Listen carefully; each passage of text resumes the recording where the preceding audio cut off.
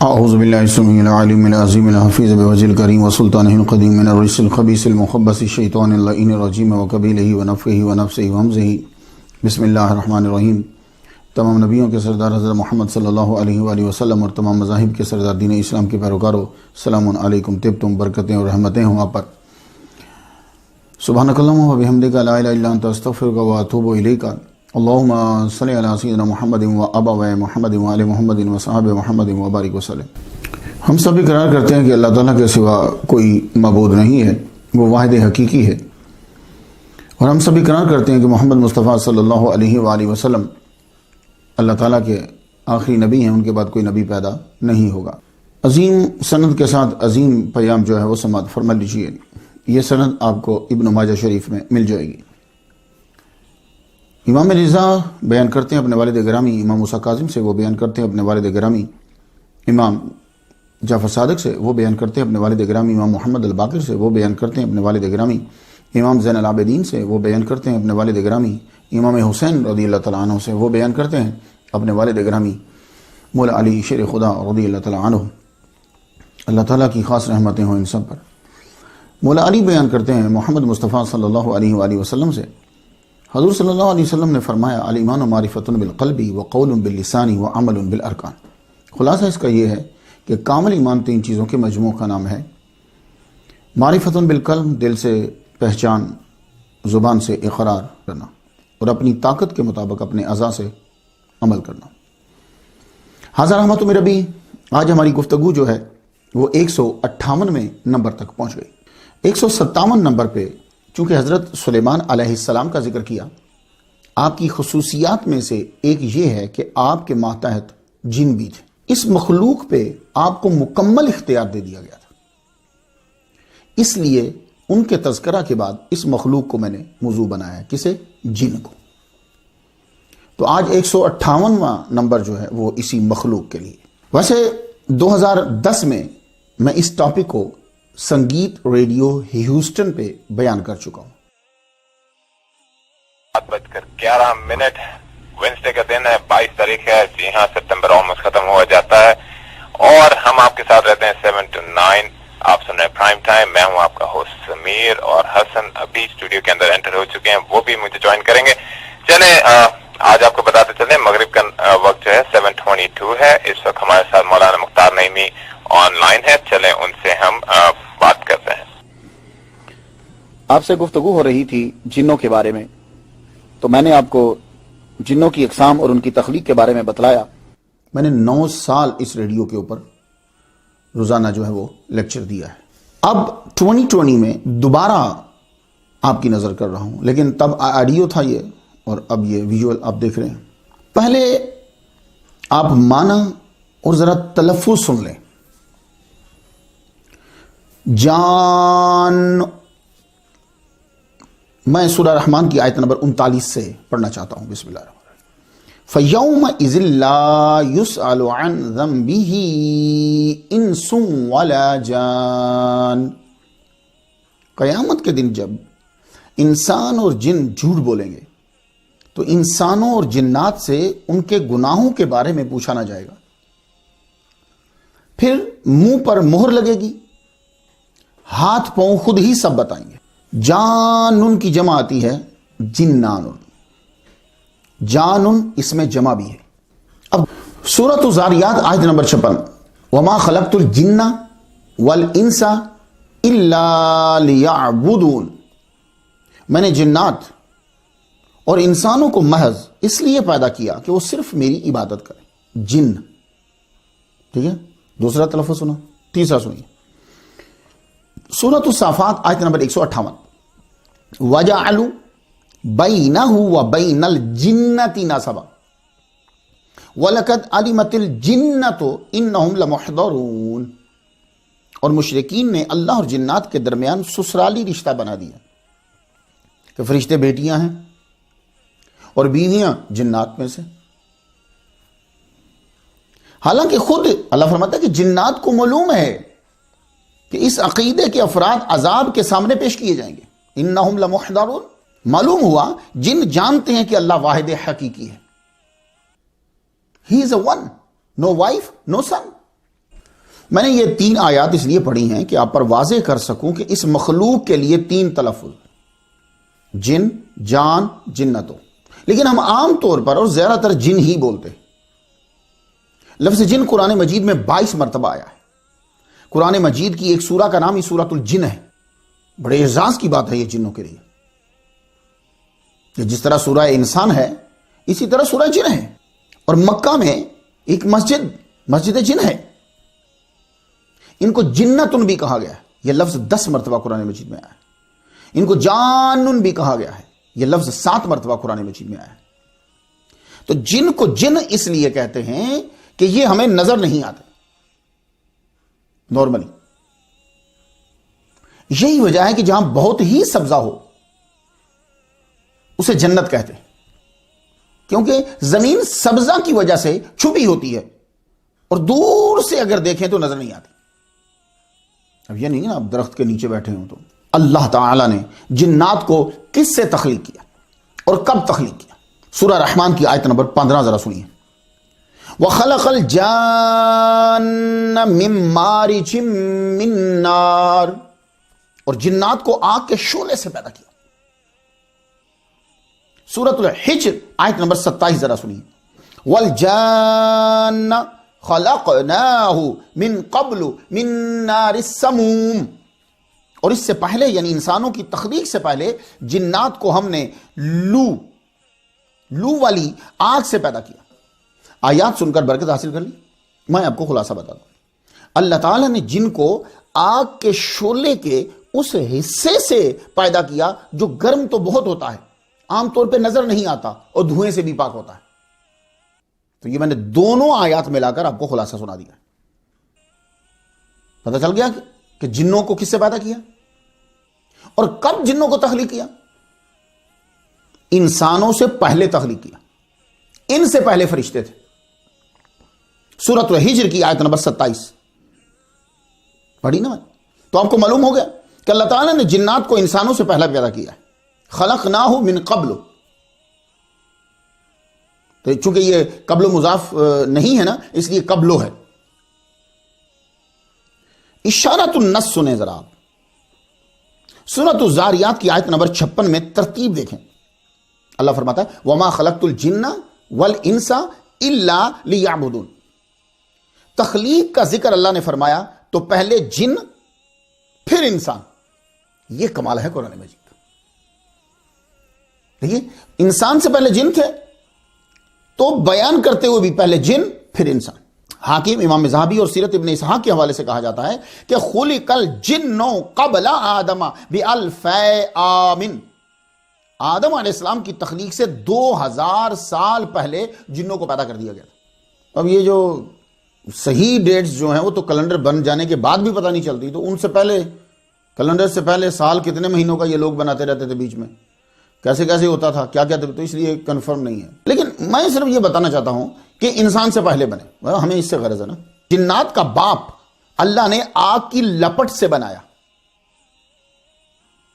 ابن عباس رضی اللہ تعالیٰ عنہ نقل کرتے ہیں کہ اللہ تعالیٰ نے جنت کو دوزخ سے پہلے، اپنی رحمت کو غضب سے پہلے، آسمان کو زمین سے پہلے، زمین کے سورج کو زمین کے چاند سے پہلے، زمین کو پہاڑوں سے پہلے، فرشتوں کو جنات سے پہلے اور جنات کو انسانوں سے پہلے ظاہر کیا۔ یہ جو روایات میں آپ کو ملتا ہے وہ جی انسانوں سے پہلے جو ہیں وہ ہنن بنن تمن رمن یہ بھی کوئی مخلوق ہوتی تھی، یہ صرف یونانیوں نے بیچ میں ڈال دیا ہوا۔ اب رہا کہ جنات کو کس دن اللہ تعالیٰ نے پیدا کیا۔ ہمارے ابا آدم علیہ السلام کو کب پیدا کیا؟ جمعہ کے دن۔ جامع البیان فی تاویل القرآن، ابن جریر طبری رحمۃ اللہ علیہ جو ہیں انہوں نے بھی بیان کیا، کیا کہتے ہیں کہ اللہ تعالیٰ نے جنات کو جمعرات کے روز پیدا کیا اور آدم علیہ السلام کو جمعہ کے دن، فرشتوں کو بدھ کے روز۔ ان اللہ خلق الملائکۃ یوم الاربعاء وخلق الجن یوم الخمیس وخلق آدم علیہ السلام یوم الجمعۃ، تاریخ الامم والملوک، 5ویں جلد میں ہے۔ یہ واضح ہو رہی ہیں آپ پر باتیں، ابھی آگے ہم چلیں گے، ابھی یہ تو طے کر لیں۔ جن کو آگ سے پیدا کیا، ٹھیک ہے، لیکن صرف آگ نہیں ہے، وہ آگ کی لپٹ۔ جن کو پیدا کیا جمعہ کے جن کو پیدا کیا جمعرات کے روز. اب جنات کے مختلف نام ہوتے ہیں. امام قرطبی فرماتے ہیں کہ جو انسانوں کے ساتھ مل جل کر رہتے ہیں، نیک ہوتے ہیں، تنگ نہیں کرتے، انہیں عامر کہتے ہیں. جو انسانوں کو نظر آتے ہیں ان کو ارواح کا نام دیا گیا. جو سرکش شریر ہوتے ہیں انہیں شیطان کہا جاتا ہے، اور جو بہت ہی خطرناک اور خبیث ہوتے ہیں انہیں عفریت کہا جاتا ہے. اور بھی بڑے نام ملیں گے آپ کو ان کے جی، لیکن وہ اس کے ایک ایک دو کے ہیں، سب کے نہیں ہیں، کوئی بڑا بڑا گروپ نہیں ہے. تو اب سوال یہ ہے کہ کیا جنات بھی کسی مقصد کے لیے پیدا کیے گئے تھے؟ انسانوں اور جنات کی تخلیق کا مقصد ایک ہی ہے. سورۃ الذاریات آیت نمبر 56 سنیں. وما خلقت الجن والانس الا لیعبدون. میں نے جنات اور انسانوں کو محض اس لیے پیدا کیا وہ صرف میری عبادت کریں.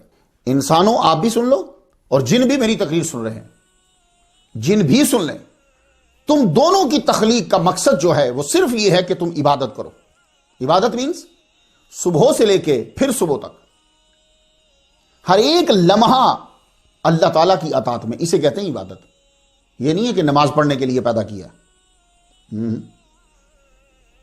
وہ نماز تو ایک چیز ہے بیچ میں.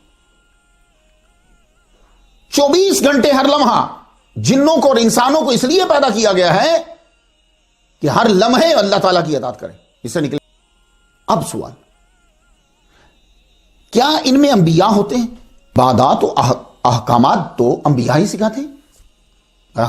ہمیں کیا معلوم کہ اقیم الصلاۃ کا معنی یہ نماز ہے، کیونکہ صلاۃ کا معنی تو نماز ہے ہی نہیں ہے. تو ہمیں کس نے سکھایا، کس نے بتایا کہ قیام ہے، رکوع ہے، سجدہ ہے، بیچ میں یہ پڑھنا ہے؟ اللہ نے تو نہیں بتایا ہمیں. تو جب جنوں اور انسانوں کا مقصد تخلیق جو ہے وہ ایک ہے، تو اب کوئی نبی تو آئے گا، وہی احکام اور طریقے تو وہی بتاتا ہے. تو کیا جنات میں انبیاء کا سلسلہ تھا؟ اب تحقیق سن لیجئے ذرا لیکن غور سے سنیے گا. پہلے آپ کو میں سورۃ الانعام کی آیت 130 سے سناتا ہوں.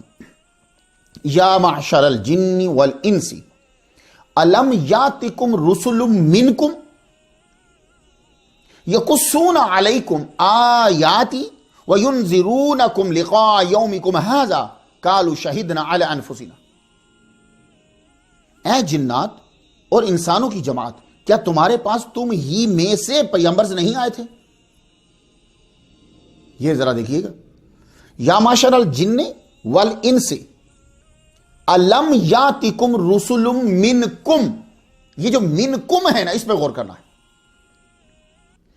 تو اس حصے سے واضح ہوتا ہے کہ جنات میں بھی انبیاء کا سلسلہ تھا. یہ جو منکم بتا رہا ہے واضح تو یہ ہے، واضح تو یہ ہے. اب آپ کچھ اور چیز نکال لیں تو وہ الگ بات ہے. واضح یہ ہے کہ منکم جنوں میں سے انبیاء کا سلسلہ تھا. اسی لیے میں نے ایک کتاب میں پڑھا کہ پہلا رہبر جو جنات کی طرف آیا وہ عامر بن عمیر ہے، جنوں نے شہید کر دیا. پھر سائق بن فائق بن الجان ہے، یہ بھی شہید کر دیے گئے. 800 سال تک یہ سلسلہ جاری رہا. جو آتا نذیر مار دیتے، یہ شہید کر دیتے. ان کی سرکشی حد سے بڑھ گئی تو ان پر عذاب الہی آیا. سرکشوں کا خاتمہ کر دیا. کچھ بھاگ گئے، چھپ گئے، صفائی ہو گئی. نیک جن جو ہیں وہ حاوی ہوئے، لیکن وقت گزرنے کے ساتھ ساتھ پھر سرکش جو ہے وہ حاوی ہو گئے. اللہ تعالیٰ نے پھر فرشتوں کو بھیجا، ان کا قتل عام کیا. اسی جنگ میں یہ جو شیطان آج ابلیس مشہور ہے، اس کا باپ مارا گیا تھا. تو آیت میں جو لفظ منکم بتاتا ہے کہ جنوں کے انبیاء بھی جن ہی ہوتے تھے. یہ میں وہ بات کر رہا ہوں جب آپ ظاہر دیکھیں گے. پھر آدم علیہ السلام کو اللہ تعالیٰ نے بنایا، سب کو ان کے سامنے جھکا دیا. اب اس کے بعد اختلاف ہے. کچھ مفسرین کا کہنا ہے کہ اب انسانوں کا نبی ہی جنوں کا نبی ہوتا تھا. کچھ کا کہنا ہے نہیں، تب بھی ان کی طرف راہبر آتا تھا، مگر وہ تابع ہوتا تھا اب انسانوں کے، جو انسانوں کا نبی ہوتا تھا. تو انسانوں کے نبی کے تابع ہوتا تھا وہ. یہی وجہ ہے کہ جن کئی انبیاء کے پاس جاتے انہیں ملتے تھے. جیسے نوح علیہ السلام کے ساتھ ملاقات ہے، موسیٰ علیہ السلام کے ساتھ ملاقات ہے، سلیمان علیہ السلام کے ساتھ ملاقات ہے.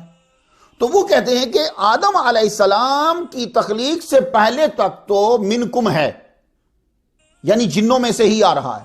لیکن جب آدم علیہ السلام آ گئے تو اب انسان اشرف المخلوقات ہے. اب یہی نبی جنوں کا ہوتا تھا. جی جن جو ہیں وہ آتے ان سے سیکھ کے جا کے پھر آگے نذیر بنتے تھے. ٹھیک ہے. لیکن یہ جو انبیاء ہوتے تھے یہ چونکہ ایک علاقے کے ہوتے تھے. ٹھیک ہے. تو اب جو ان کا تابع ہوگا وہ بھی ایک علاقے کے لیے ہوگا. اب آگے آخر میں محمد مصطفیٰ صلی اللہ علیہ وآلہ وسلم. تو حضور جب آئے تو اب کسی کو اختلاف نہیں ہے. حضور کی ذات پر سارے متفق ہیں کہ آپ انسانوں اور جنوں دونوں کی طرف رسول بن کر آئے. کہتے ہیں کہ ابن حجر حتمی ہیں ان میں سے، وہ کہتے ہیں کہ جمہور کا یہی فتویٰ ہے کہ حضور سے پہلے جنوں میں رسول اور نبی نہیں آئے، صرف ہادی آئے حضور سے پہلے. قاضی بدر الدین الشبلی کا بھی یہی قول ہے. ابن قیم کا بھی یہی قول ہے. ابن مفلح، ان کا پورا نام قاضی شمس الدین محمد بن مفلح حنبلی، ان کا بھی یہی قول ہے. اور اب پوچھا گیا جی منکم پھر کیا ہے؟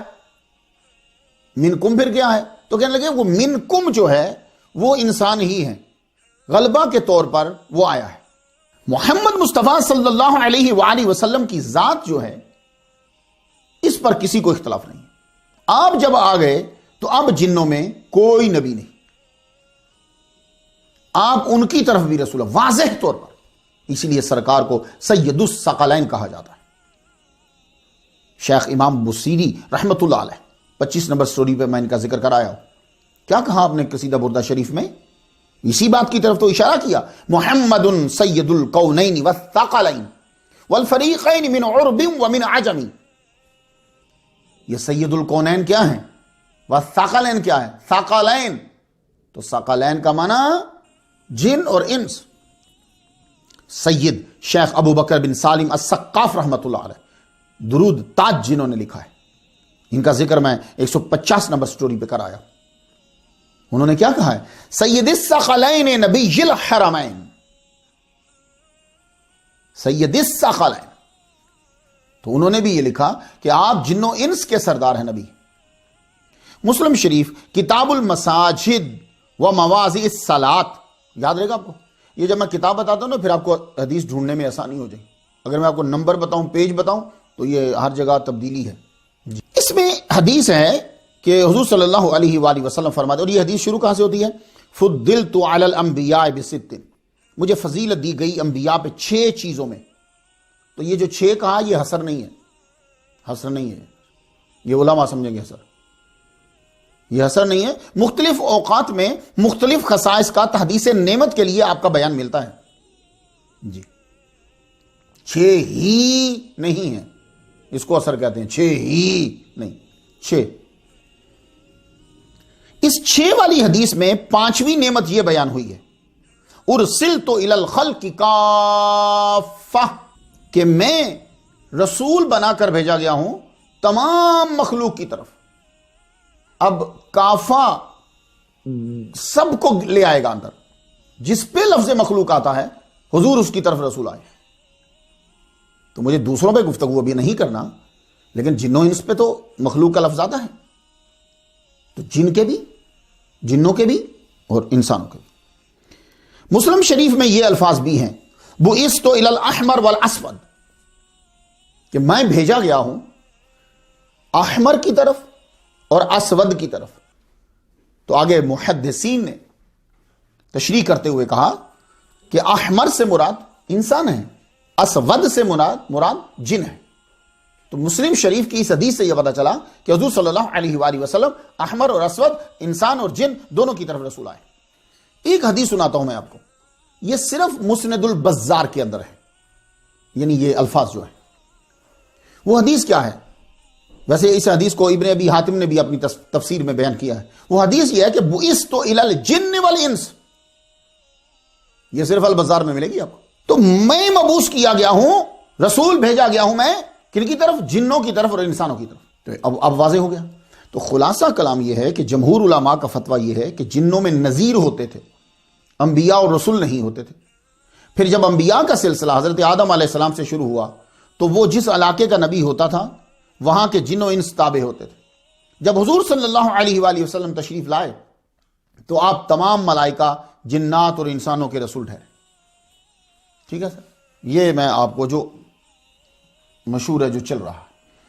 لیکن پھر بھی میں جب منکم پڑھتا ہوں تو میں اس پہ غور کرتا ہوں بھی کہ منکم میں کوئی بات ہے, جب تک آدم علیہ السلام نہیں آئے. اب یہ ہے کہ جن صحابی ہوتے ہیں, صحابی کسے کہتے ہیں؟ جس نے حضور صلی اللہ علیہ وآلہ وسلم سے ایمان کی حالت میں ملاقات کی اور اسی پہ مر گیا, اسے کہتے ہیں صحابی. یہ ہر لفظ کی قید کو یاد رکھنا ہے. ایمان کی حالت میں ملاقات کی ہے. اگر ایمان کی حالت کے علاوہ ملاقات کی ہے پھر بھی مسلمان صحابی نہیں ہے. ایمان کی حالت میں ملاقات کی ہے, مرا ایمان پہ نہیں ہے, تو بھی صحابی نہیں ہے. تو اب کیا جن صحابی ہوتے ہیں؟ جی وہ صحابی ہیں. چونکہ جن مکلف ہیں انہوں نے حضور صلی اللہ علیہ وسلم کی سے ملاقات کی ہے, ایمان لائے ہیں, ان کے پیچھے نماز پڑھی. اب میں آپ کو سورۃ الجن کی روشنی میں سنانا چاہتا ہوں. حضور صلی اللہ علیہ وآلہ وسلم طائف سے واپسی پر مقام نخلا پہ رکے. فجر کی نماز کے وقت بلند آواز سے تلاوت فرما رہے تھے. اس لیے آپ اکیلے نماز پڑھ رہے ہوں تو ذرا اونچا پڑھا کریں, اور اذان اور اقامہ کہہ کے پڑھا کریں. فرشتے وہ تحت نگاہ ہو جاتے ہیں. ٹھیک ہے, تو ساتھ دوسرے بھی شامل ہو جائیں گے. تو حضور بلند آواز سے قرآن مجید پڑھ رہے تھے. قل اوحی الی انہ استمع نفر من الجن. نفر کسے کہتے ہیں؟ 3 سے 10 تک. یمن کے 7 جنوں نے حضور صلی اللہ علیہ وآلہ وسلم کے منہ مبارک سے قرآن سنا جب آپ فجر کی نماز میں بلند آواز سے پڑھا. یہ 7 جن جو ہیں ان کے نام مجھے مل گئے. کہنے لگے حسا, مسا, شاسیرہ, ناصرہ, ابن العرب, عرب الف کے ساتھ, ابن العرب, امین اور اخدم. یہ رک گئے, قرآن سنتے ہی رک گئے. غور سے قرآن سنا انہوں نے. انہ استمع, غور سے سنا. حضور سے ملے نہیں, ایمان لائے, بھاگے, چل پڑے.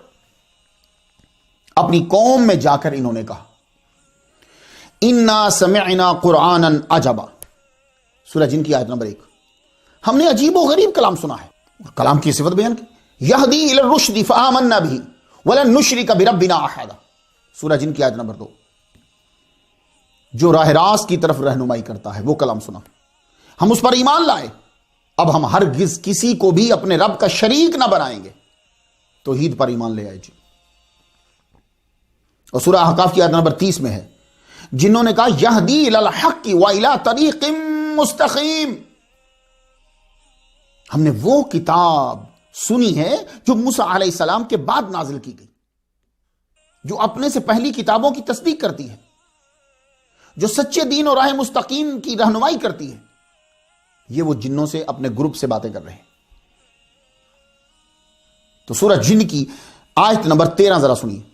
ان جنوں نے کہا, اپنے قبیلے سے کہہ رہے ہیں, وَأَنَّا لَمَّا سَمِعْنَا الْهُدَىٰ آمَنَّا بِهِ فَمَن يُؤْمِن بِرَبِّهِ فَلَا يَخَافُ بَخْسًا وَلَا رَهَقًا. ہم ہدایت کی بات سنتے ہی اس قرآن پر ایمان لا چکے. جب انہوں نے حضور کے منہ مبارک سے سنا, ایمان لے آئے. اور جو بھی اپنے رب کی وحدانیت پہ ایمان لائے گا اسے نہ کسی نقصان کا اندیشہ ہے نہ ظلم و ستم کا. سن رہے آپ؟ تو جن توحید پر اور وحی پر ایمان لا رہے. سورہ جن کی آیت نمبر جو ہے وہ 14 سنیے. وَأَنَّا مِنَّا الْمُسْلِمُونَ وَمِنَّا الْقَاسِطُونَ فَمَنْ أَسْلَمَ فَأُولَئِكَ تَحَرَّوْا رَشَدًا. اور ہاں, ہم میں بعض تو مسلمان ہیں اور بعض ظالم ہیں. مشرک جو ہے اس کو وہ ظالم ہوتا ہے. پس جو مسلمان ہو گئے تو انہوں نے راہ راست کا قصد کر لیا. وَأَمَّا الْقَاسِطُونَ فَكَانُوا لِجَهَنَّمَ حَطَبًا. اور جو ایمان نہ لائے وہ جہنم کا ایندھن بن گئے. اس کا مطلب ہے کہ جنوں کو سزا ملے گی. سورۃ الاحقاف کی آیت نمبر 31. ترجمہ ذرا سنیں. جنوں نے کہا اے ہماری قوم, اللہ کے داعی رسول کا کہا مانو, اس پر ایمان لاؤ, اللہ تمہارے گناہ بخش دے گا. اللہ اکبر جل شانہ, لا الہ الا اللہ محمد رسول اللہ. خدا گناہ بخش دے گا اور تمہیں المناک عذاب سے پناہ دے گا. تو یہ ساری گفتگو جو جنوں نے جا کر قرآن سننے کے بعد اپنے قبیلے میں کی، آپ کو جبریل علیہ السلام نے بتائی۔ معلوم ہوا جن توحید کو مانتے ہیں، رسول کو مانتے ہیں، وہی قرآن کو مانتے ہیں، جزا و سزا کے قائل ہیں۔ قرآن سن کر جو گئے تھے ان کی تبلیغ رنگ لائی، ان کے ساتھ اسلام قبول کرنے کے لیے 300 جن پہلے گروپ میں آئے، مقام ہجون پر آ کر یہ ٹھہرے، رکوا دیا وہاں، بھائی آبادی میں تم نہیں جاؤ۔ 2 ان میں سے آئے حضور کے پاس، یا رسول اللہ ہم نے آپ کا قرآن سنا۔ تو حضور کو تو پہلے سے معلوم تھا، یا رسول اللہ ہمارے آئے ہیں قبیلے سے، وہ اسلام قبول کرنا چاہتے ہیں، بیعت کرنا چاہتے ہیں۔ حضور صلی اللہ علیہ وآلہ وسلم روانہ ہو، اور یہ عشاء کے بعد کا واقعہ۔ حضور صلی اللہ علیہ وآلہ وسلم کے ساتھ جانے کے لیے ابن مسعود، عبداللہ ابن مسعود رضی اللہ تعالیٰ عنہما تیار ہوئے۔ حضور صلی اللہ علیہ وآلہ وسلم ان کو لے کر چلے، ایک جگہ پہ روک دیا، آپ نے حصار باندھا۔ یہ چلا کاٹنے والے حصار باندھتے ہیں نا، تو حصار باندھنے والا کوئی پاورفل ہونا چاہیے جی۔ آپ نے حصار باندھ دیا اور فرمایا اس کے اندر بیٹھ جاؤ، جب تک میں نہ آؤں تم نے نہیں نکلنا۔ حضور صلی اللہ علیہ وآلہ وسلم آگے چلے۔ اب یہ باہر تو نکل نہیں سکتے، لیکن سن رہے ہیں، گدھ کی مثل اڑتے ہوئے پرندوں کے پروں کی آواز انہیں سنائی دیتی ہے، شور بھی انہیں سنائی دیتا ہے۔ پھر کالی چیزیں حائل ہو گئی، وہ سارے آگے ہوں گے ایک دم، اور انہیں پھر کچھ نظر نہیں آیا۔ فجر کا وقت ہوا تو حضور صلی اللہ علیہ وآلہ وسلم تشریف لائے، تازہ وضو فرمایا، نماز پڑھنے ہی والے تھے کہ آپ کے پاس جن آئے۔ یا رسول اللہ ہم آپ کے پیچھے نماز پڑھ سکتے ہیں؟ ہاں پڑھو۔ تو یہ حضور صلی اللہ علیہ وآلہ وسلم نے پھر عبداللہ بن مسعود رضی اللہ تعالیٰ عنہ کو بتلایا۔ ہم نے پوچھا تم نے کچھ دیکھا ہے؟ کہنے لگے کالے رنگ کے جسم دیکھے جن پہ سفید کپڑے تھے۔ فرمایا وہ نسیبین کے جن تھے۔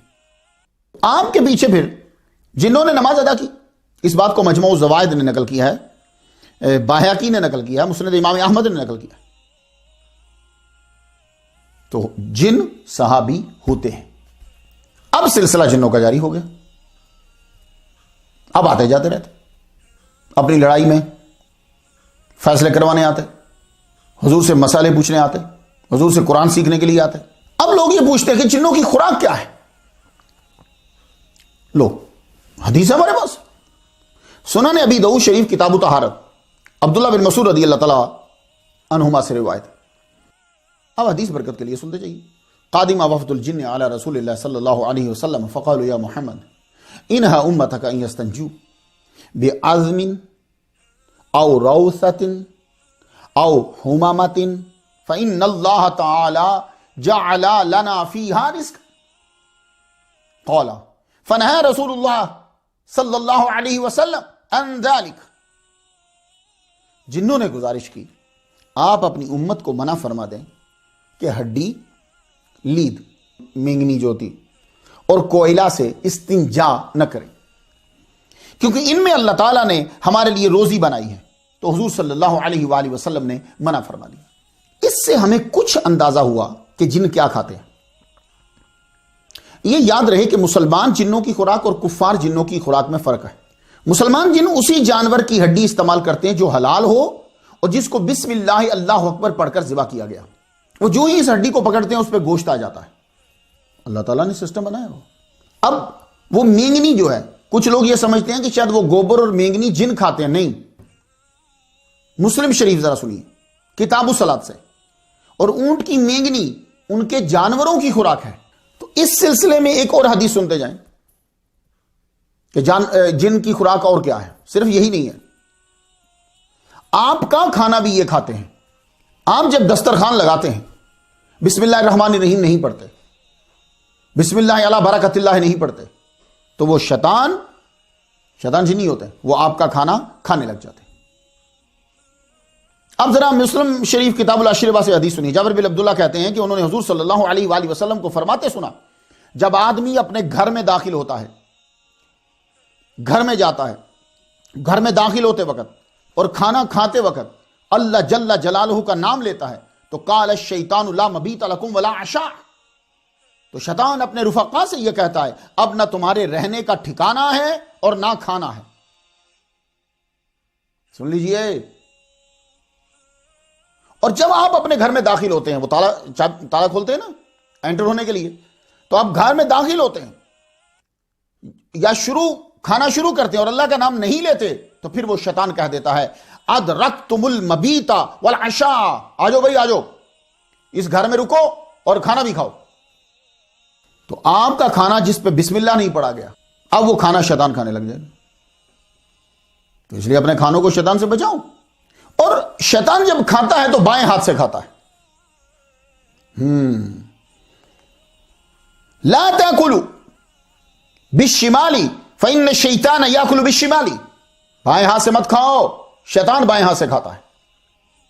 تو جب بھی آپ کا بچہ کھا رہا ہو تو اس کو فوراً روکیے۔ مسلمانوں حضور کی سنن اپنانے پہ فخر کرو۔ کافروں اور مشرکوں کی عادات اپنانے سے فخر نہیں ہوتا، وہ ضلالت کی ابتدا ہوتی ہے، وہ اسی کو غلامی بھی کہتے ہیں۔ آپ غلامی کا مفہوم ہی بدل دیا آپ لوگوں نے، اور سمجھ بھی نہیں پا رہے۔ چاول جو ہے یہ بڑے شوق سے جن کھاتے ہیں، اب سنتے جائیے کہ جن کھاتے کیا ہیں، چاول بڑے شوق سے کھاتے ہیں۔ امام اعمش رحمۃ اللہ علیہ بہت بڑے امام گزرے، فرماتے ہیں کہ میں نے جنوں کی شادی میں شرکت کی، کیونکہ لڑکا انسانوں کی طرف سے تھا اور لڑکی جنوں سے۔ کھانے کے متعلق پوچھا گیا کہ کھانا آپ لوگوں کے لیے کیا بنایا جائے، تو انہوں نے کہا ہم چاول بڑے شوق سے کھاتے ہیں۔ تو امام اعمش رحمۃ اللہ علیہ فرماتے ہیں بڑے بڑے ٹب چاول سے بھرے جنات کے سامنے لا کے رکھ دیے جاتے، ہاتھ نظر نہ آتے تھے لیکن ٹب ختم ہو جاتا تھا۔ تو بھائی میں جو اتنی بات کر رہا ہوں، خلاصہ کیا ہے؟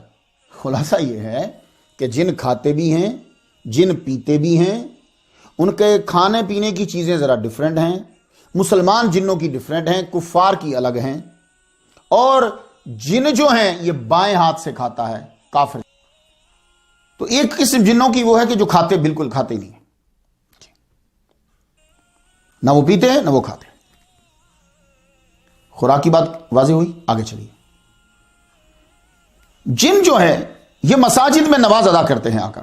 معارف القرآن نے بحوالہ تفسیر مظہری لکھا ہے کہ حضرت سفیان ثوری رحمۃ اللہ علیہ فرماتے ہیں کہ جنات نے حضور صلی اللہ علیہ وآلہ وسلم سے آ کر عرض کی، یا رسول اللہ ہم مسجد نبوی میں نماز ادا کر سکتے ہیں؟ اب حضور صلی اللہ علیہ وآلہ وسلم نے ایک وسیع جواب دے دیا تاکہ ایک جگہ خاص نہ ہو جائے، یہ ایک جگہ کو خاص نہ سمجھ لیں اپنے لیے۔ حضور نے فرمایا ان المساجد للہ، یہ ساری مساجد جو ہیں وہ اللہ کی ہیں۔ یہ سب لوگ غور سے سن لو، کوئی بندہ یہ نہیں کہہ سکتا کہ میری مسجد میں آ جاؤ، میری مسجد میں آ جاؤ۔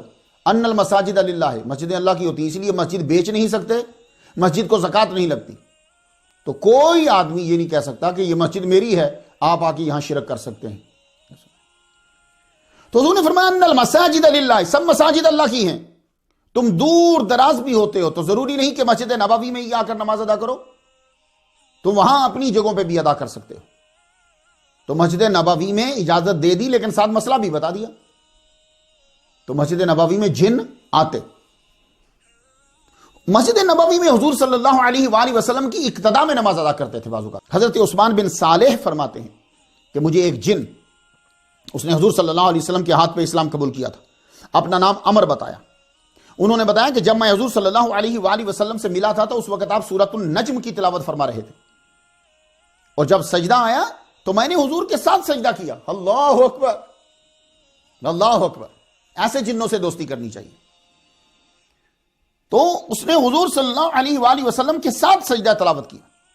پھر کہتے ہیں کہ حضور صلی اللہ علیہ وسلم نے فجر کی امامت فرمائی، تو میں نے حضور صلی اللہ علیہ وسلم کی اقتداء میں نماز فجر ادا کی۔ اس روز فجر میں حضور نے سورۃ الحج کی تلاوت فرمائی۔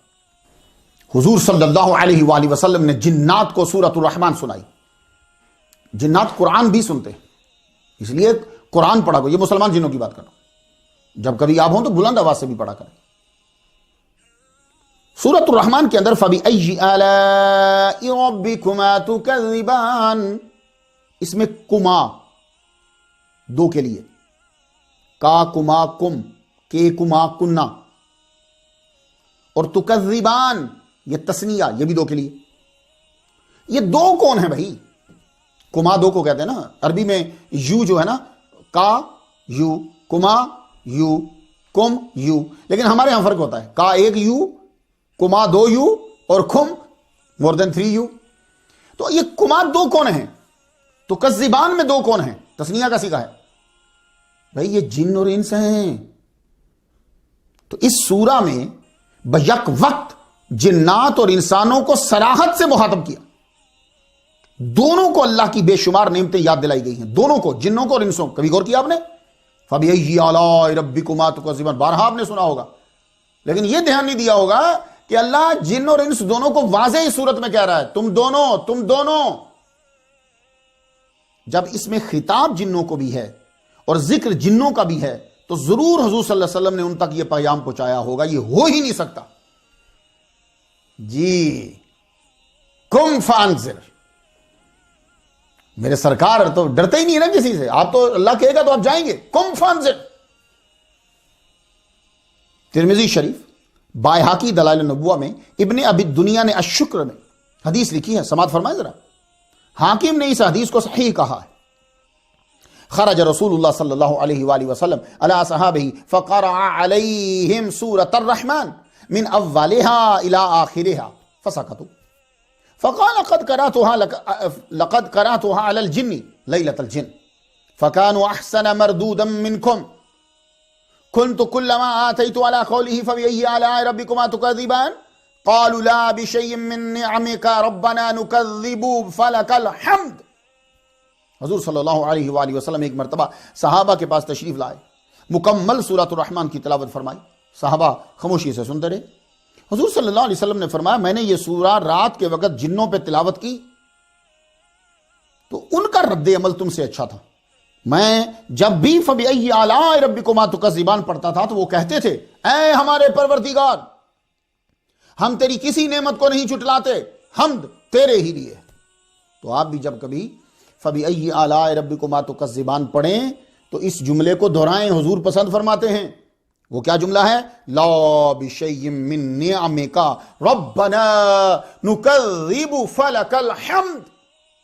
یہ حضور نے پسند کیا تھا. جو یہ فَبِأَيِّ آلَاءِ رَبِّكُمَا تُكَذِّبَانِ کے جواب میں یہ 31 بار آیا جملہ فَبِأَيِّ آلَاءِ رَبِّكُمَا تُكَذِّبَانِ.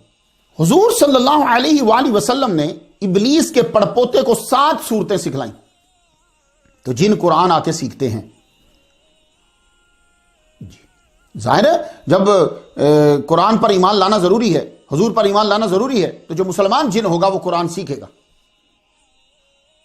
اس واقعے کو نقل کیا ہے امام حافظ جعفر بن محمد المستغفری نے اپنی کتاب معرفت الصحابہ میں, ابن کثیر نے البدایہ والنہایہ 5ویں جلد میں, امام بائحاقی نے دلائل النبوت 5ویں جلد 418واں صفحہ ہے عربی کتاب کا, حجت اللہ علی العالمین فی معجزات سید المرسلین, یہ کتاب کا پورا نام ہے, علامہ نبہانی رحمہ اللہ کی ہے. جو عربی کی ہے اس کا صفحہ 297 ہے. علامہ جلال السیوطی رحمۃ اللہ علیہ فرماتے ہیں کہ یہ حدیث کئی طرق سے بیان کی گئی ہے, اس لیے یہ حسن کے درجہ کو پہنچ گئی. اب میں آپ کو خلاصہ سنانا چاہتا ہوں. بھائی ہوتا یہ نا کہ اب عربی جنہوں نے لکھی ہے ایک ہی الفاظ تو نہیں ہوتے نا, تو میں خلاصہ سنا دیتا ہوں. حضرت عمر رضی اللہ تعالیٰ عنہ فرماتے ہیں کہ تہامہ کے پہاڑوں میں سے ایک پہاڑ پہ حضور صلی اللہ علیہ وسلم کے ساتھ بیٹھے ہوئے تھے. ایک بوڑھا ہاتھ میں عصا لیے حضور کے سامنے آیا اور سلام کیا. حضور صلی اللہ علیہ وآلہ وسلم نے سلام کا جواب دیا. آپ نے پوچھا تم کون ہو؟ تو اس نے کہا کہ میں حامت بن لحیم بن لاکیس بن ابلیس, یعنی میں حامہ ہوں. میں نے نوح علیہ السلام کی بارگاہ میں توبہ کی تھی. انہوں نے مجھے وضو کروا کے 2 رکعت پڑھائی تھی اور کہا اب سجدے میں سر رکھ کر توبہ کرتے رہو. میں توبہ کرتا رہا, اللہ سے معافی مانگتا رہا. ایک دم ان کی آواز آئی, سر اٹھا لو, تمہاری توبہ قبول ہوئی. جب ان کے منہ مبارک سے میں نے یہ سنا تو میں نے پھر سر جھکا دیا شکرانے کے لیے. میں 1 سال تک سجدے میں پڑا رہا. اللہ اکبر. چلو میں نے ہود علیہ السلام کے ساتھ بھی عبادت کی. یعقوب علیہ السلام سے ملاقات کا شرف حاصل ہے مجھے. موسیٰ علیہ السلام سے بھی میں ملا تھا, ان سے تورات سیکھی تھی میں نے کچھ. پھر میں عیسیٰ علیہ السلام سے بھی ملا ہوں. انہوں نے مجھے کہا تھا کہ اگر تمہاری آخری نبی محمد مصطفیٰ صلی اللہ علیہ وآلہ وسلم سے ملاقات ہو تو میرا سلام کہنا. حضور کی آنکھوں میں آنسو آ گئے. وقال وعلى عيسى السلام ما دامت الدنيا وعليك يا حاما بأدائك الأمانة. پھر حاما نے عرض کی موسیٰ علیہ السلام نے تورات سکھائی تھی, آپ مجھے قرآن سکھائیے. فعلمه رسول اللہ صلی اللہ علیہ وسلم اذا وقعت الواقعہ والمرسلات وعما يتساءلون واذا الشمس كورت وقل هو الله احد والمعوذتين. یہ سورہ حضور صلی اللہ علیہ وآلہ وسلم نے ابلیس کے پڑپوتے کو سکھائی. تو یہاں تک آپ پر واضح ہو گیا کہ جن صحابی ہیں انہوں نے حضور صلی اللہ علیہ وسلم سے دین سیکھا، پیچھے نمازیں پڑھی، اپنے فیصلے کروائے. جنات رہتے کہاں ہیں؟ اب یہ جاننا آپ کے لیے بڑا ضروری. بھائی وہ صحابی ہیں، وہ کیا کھاتے ہیں کوئی اتنی ضروری نہیں ہے. جنات رہتے کہاں ہیں یہ جاننا بڑا ضروری ہے. شروع میں تو یہ آسمانوں پہ بھی رہتے تھے، زمین میں جہاں چاہتے رہتے، آسمانوں پہ جہاں چاہتے چلے جاتے، جنت میں بھی چلے جاتے. ابلیس جس کا نام عزازیل ہے، آپ کو معلوم ہے یہ جن ہے نا، وَكَانَ مِنَ الْجِنِّ فَفَسَقَ، یہ بھی جن ہے. یہ جنت تک جا سکتا تھا. پھر اس نے فرشتوں کے ساتھ مل کر زمین کے سرکش جنوں کو قتل بھی کیا. اس کا مطلب ہے جن جہاد بھی کرتے. تو سرکش جن غاروں اور پہاڑوں میں رہنے لگے، مگر آسمانوں تک جنوں کا آنا جانا تھا. جب ابلیس جن نے آدم علیہ السلام کو سجدہ کرنے سے انکار کر دیا تو اس کا جنت میں داخلہ بند ہو گیا. تو جنوں کا جنت میں داخلہ اس وقت بند ہوا جب آدم علیہ السلام کو اس نے سجدہ نہیں کیا. پھر جب اس نے جھوٹی قسم اٹھا کر آدم علیہ السلام کے سامنے اپنی بات کو مضبوط کیا اور ان کا دھیان چلا گیا کہ کوئی اللہ کی جھوٹی قسم اٹھا سکتا ہے، اس کے بعد آدم علیہ السلام جب زمین پر آئے تو اس کو بھی وہاں سے نکال دیا گیا. انہیں کہا گیا کہ آپ جائیے، اسے کہا گیا کہ فخرج، دفع ہو جاؤ، فإنک رجیم. اب اس نے زمین پر آ کر اپنی فوج بنا لی، خود یہ بادشاہ بن گیا. جن ہے ابھی تک یہ زندہ ہے اور اس نے طویل زندگی بھی طلب کر لی ہے، جو اس کو مل بھی گئی. اب یہ اس کا تخت لگتا ہے انہو یراکم هو وقبیلہ من حیث لا ترونہم، اور یہ وہاں سے دیکھ سکتا ہے جہاں سے تم اسے نہیں دیکھ سکتے. وہ تمہیں دیکھ سکتا ہے، تم اس کو نہیں دیکھ سکتے. جن تم سے افضل نہیں ہیں، اور پھر وہ بھی کافر جن، اور پھر کافروں میں بھی مردود جن، اور پھر وہ ایسا مردود کہ جو ہر نبی کا دشمن. اس جن کی یہ طاقت ہے کہ وہ وہاں سے دیکھ سکتا ہے جہاں سے تم نہیں دیکھ سکتے. تھوڑا سا غور کرنا کسی کونے میں بیٹھ کر، وہ مردود تو وہاں سے دیکھ سکتا ہے، وہ دیکھ سکتا ہے، تم نہیں دیکھ سکتے. تو جو سارے نبیوں کا سردار ہے، کیا وہ ہمیں مدینے میں بیٹھ کے دیکھ نہیں سکتے؟ کچھ سوچنا تھوڑا سا. حضور صلی اللہ علیہ وآلہ وسلم کے اعلان نبوت کرنے سے پہلے تک اب یہ بادلوں میں بیٹھ جاتے تھے، آسمانوں پہ جا سکتے تھے. جب آپ نے اعلان نبوت کر دیا اب ان کا وہاں جانا بھی بند ہو گیا. دیکھ رہے ہیں، میں آپ کو بتا رہا ہوں کہ جنات رہتے کہاں، پہلے کہاں تھے، اب آسمانوں پہ جانا بند. وہاں جو جا کے بیٹھتے تھے نا، ختم کر. اب اوپر جب جائیں تو کیا ہوتا ہے ذرا دیکھیے. معمول کے مطابق جب یہ اوپر گئے، جب حضور نے اعلان نبوت کر دیا تو میں پڑھنا چاہتا ہوں وَأَنَّا لَمَسْنَا السَّمَاءَ فَوَجَدْنَاهَا مُلِيَتْ حَرَسًا شَدِيدًا وَشُهُبًا، سورۃ الجن کی آیت نمبر 8. اور ہم نے آسمان کو ٹٹول کر دیکھا تو اسے سخت چوکیداروں اور سخت شعلوں سے پر پایا. وَأَنَّا كُنَّا نَقُودُ مِنْهَا مَقَاعِدَ لِلسَّمْعِ، اس سے پہلے ہم باتیں سننے کے لیے آسمان میں جگہ جگہ بیٹھ جایا کرتے تھے. کچھ سمجھ آئی آپ کو؟ تو حضور کے اعلان نبوت سے پہلے یہ آسمانوں تک جا سکتے تھے، پھر بند. اب یہ زمین پہ رہتے، زمین پہ رہتے تھے تو پھر زمین پہ بھی علاقے حضور صلی اللہ علیہ وسلم نے تقسیم کر دیے ان کے لیے. امام طبرانی سے سند چلتی ہے، چلتے چلتے حضرت بلال بن حارث تک پہنچتی. وہ بیان کرتے ہیں کہ ایک سفر میں حضور صلی اللہ علیہ وآلہ وسلم کی معیت کا شرف حاصل ہوا.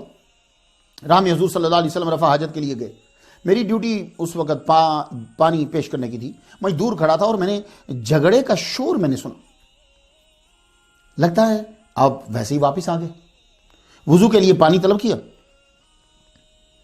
تو حضرت بلال بن حارث کہنے لگے یا رسول اللہ میں نے شور سنا ہے جھگڑے کا.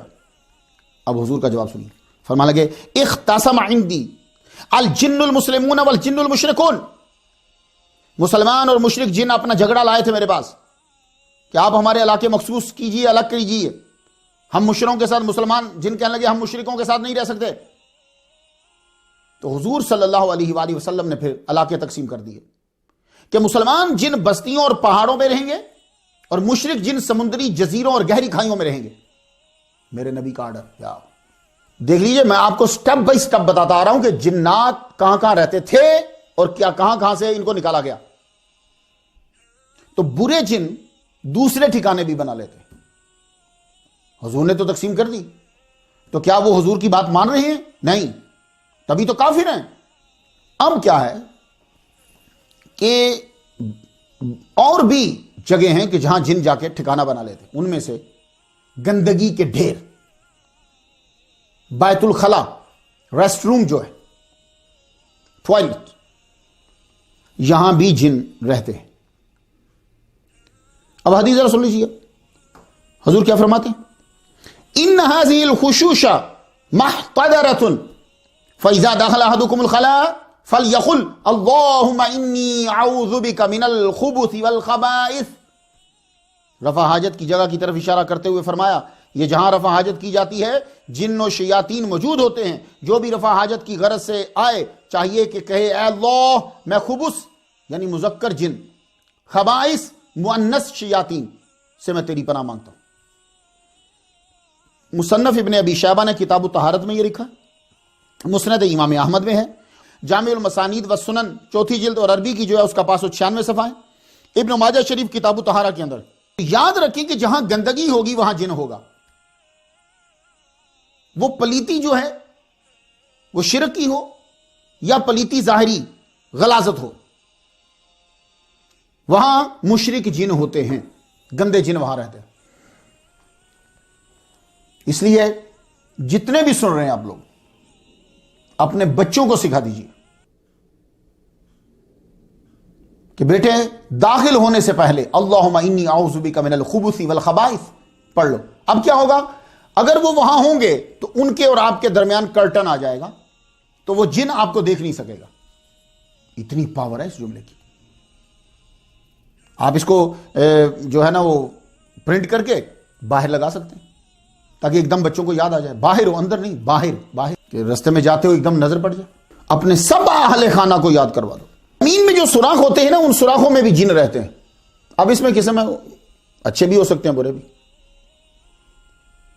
نسائی شریف کتاب الطہارہ ہے، المستدرک علی صحیحین کتاب الطہارہ، مسند امام احمد ہے، ابو داؤد شریف کتاب الطہارہ. یہ میں کتاب بتا دیتا ہوں، کتاب ان چیپٹر، تاکہ آپ کو ڈھونڈنے میں آسانی ہو جائے. حضرت قتادہ سے پوچھا گیا کہ بل میں یورین کرنے سے کیوں منع کیا گیا؟ حضور نے فرمایا کہ یورین نہیں کرنا بل کے اندر، سوراخوں میں، ہولز میں. تو انہوں نے فرمایا انہا مساکن الجن، وہ جنوں کے گھر ہیں. تو ہو سکتا ہے کہ اچھے جن وہاں رہتے ہو. بھئی ایک قسم کے جن تو نہیں ہے نا. اب ایک اور جگہ جہاں جن رہتے ہیں، یہ سب سنتے جائیے غور سے. چکناہٹ والا کپڑا، وہاں بھی جن ہوتے ہیں. اب پہلے حدیث سے سنو. دارمی شریف حدیث نمبر 343 ہے، الکامل جلد دوسری صفحہ 447 ہے، التنویر شرح جامع صغیر جلد پہلی صفحہ 153 ہے. اخرجوا مندیل الغمر من بیوتکم فانہ مبیت الخبیث. گوشت کی چکناہٹ والا کپڑا نکال دو اپنے گھروں سے، یعنی صاف کر لیا کرو جلدی سے. چکناہٹ والا کپڑا خبیث جنات کی رہائش اور مجلس کی جگہ ہے. تو اس لیے وہ جس میں چربی یہ چیزیں ڈالی ہوتی ہیں نا اسے یا تو صاف کر دو یا اسے پھینک دو باہر. گندگی کا ڈھیر جہاں ہوگا وہاں جن رہتے ہوں گے، برے جن. حمام سمجھتے ہیں وہ جہاں جا کے لوگ نہاتے ہیں، جن ہوتے ہیں. تو آپ کو کبھی بڑی ضرورت پڑ جائے تو اللہم انی اعوذ بک من الخبث والخبائث پڑھ کر اندر جائے. اونٹوں کے بیٹھنے کی جگہ جہاں اونٹ بیٹھتے ہیں، یورین کرتے ہیں، گوبر کرتے ہیں، وہ گندی جگہ بن جاتی، وہاں ضرور جن ہوتے ہیں. جس پانی میں کائی، گھاس اور پودے اگے ہوں وہاں مسلمان جن رہتے ہیں، اس لیے اس میں ڈبکی مت لگایا کرو. تو جہاں جہاں آپ کو نماز پڑھنے سے منع کیا گیا ہے وہاں لازمی اس کی موجودگی ہوتی ہے. قبرستان میں یہ ہوتے ہیں. قبرستان میں نماز نہیں پڑھ سکتے نا، قبریں ہوتی ہیں وہاں، کہاں سجدہ کریں گے آپ؟ مندروں میں ہوتے ہیں یہ جن، بازار میں ہوتے ہیں یہ جن، ویسے تو یہ خبیث جن پاک جگہوں میں بھی چلے جاتے ہیں، لیکن وہ مستقل ٹھکانہ ان کا نہیں ہوتا. میں آپ کو مستقل ٹھکانے بتا رہا ہوں ان کے. تو یہ چند مستقل ٹھکانے میں نے بتائے ہیں. ویسے یہ جن آپ کے ساتھ بھی رہتا ہے ہر وقت، اور یہ مسلمان نہیں ہوتا. آگی نا بات. ہم ٹھکانے دور ڈھونڈ رہے تھے، پتہ یہ چلا کہ جن ہمارے ساتھ رہتا ہے ہماری پیدائش سے لے کر مرتے دم تک. اب پہلے برکت کے لیے حدیث سن لیجیے. یہ مسلم شریف میں حدیث ملے گی. چیپٹر کون سا ہے؟ صفات القیامہ. دارمی شریف میں ملے گی، مسند امام احمد میں ملے گی. اب ذرا حدیث سن لیجیے آپ. ما منکم من احد الا وقد وکل به قرینہ من الجن وقرینہ من الملائکہ قالوا وإیاک یا رسول اللہ قال وإیایا الا ان اللہ اعاننی علیہ فاسلم فلا یامرنی الا بخیر. برکت کے لیے عربی سن لی؟ ارے سنیے ذرا. حضور فرماتے ہیں کہ تم میں سے ہر ایک کے ساتھ ایک جن ہوتا ہے اور ایک فرشتہ. انہوں نے پوچھا یا رسول اللہ آپ کے ساتھ بھی شیطان سے قرین ہے؟ آپ نے فرمایا ہاں میرے ساتھ بھی ہے، مگر اللہ کی مدد سے وہ مسلمان ہو گیا ہے. اوئے ہوئے ہوئے ہوئے.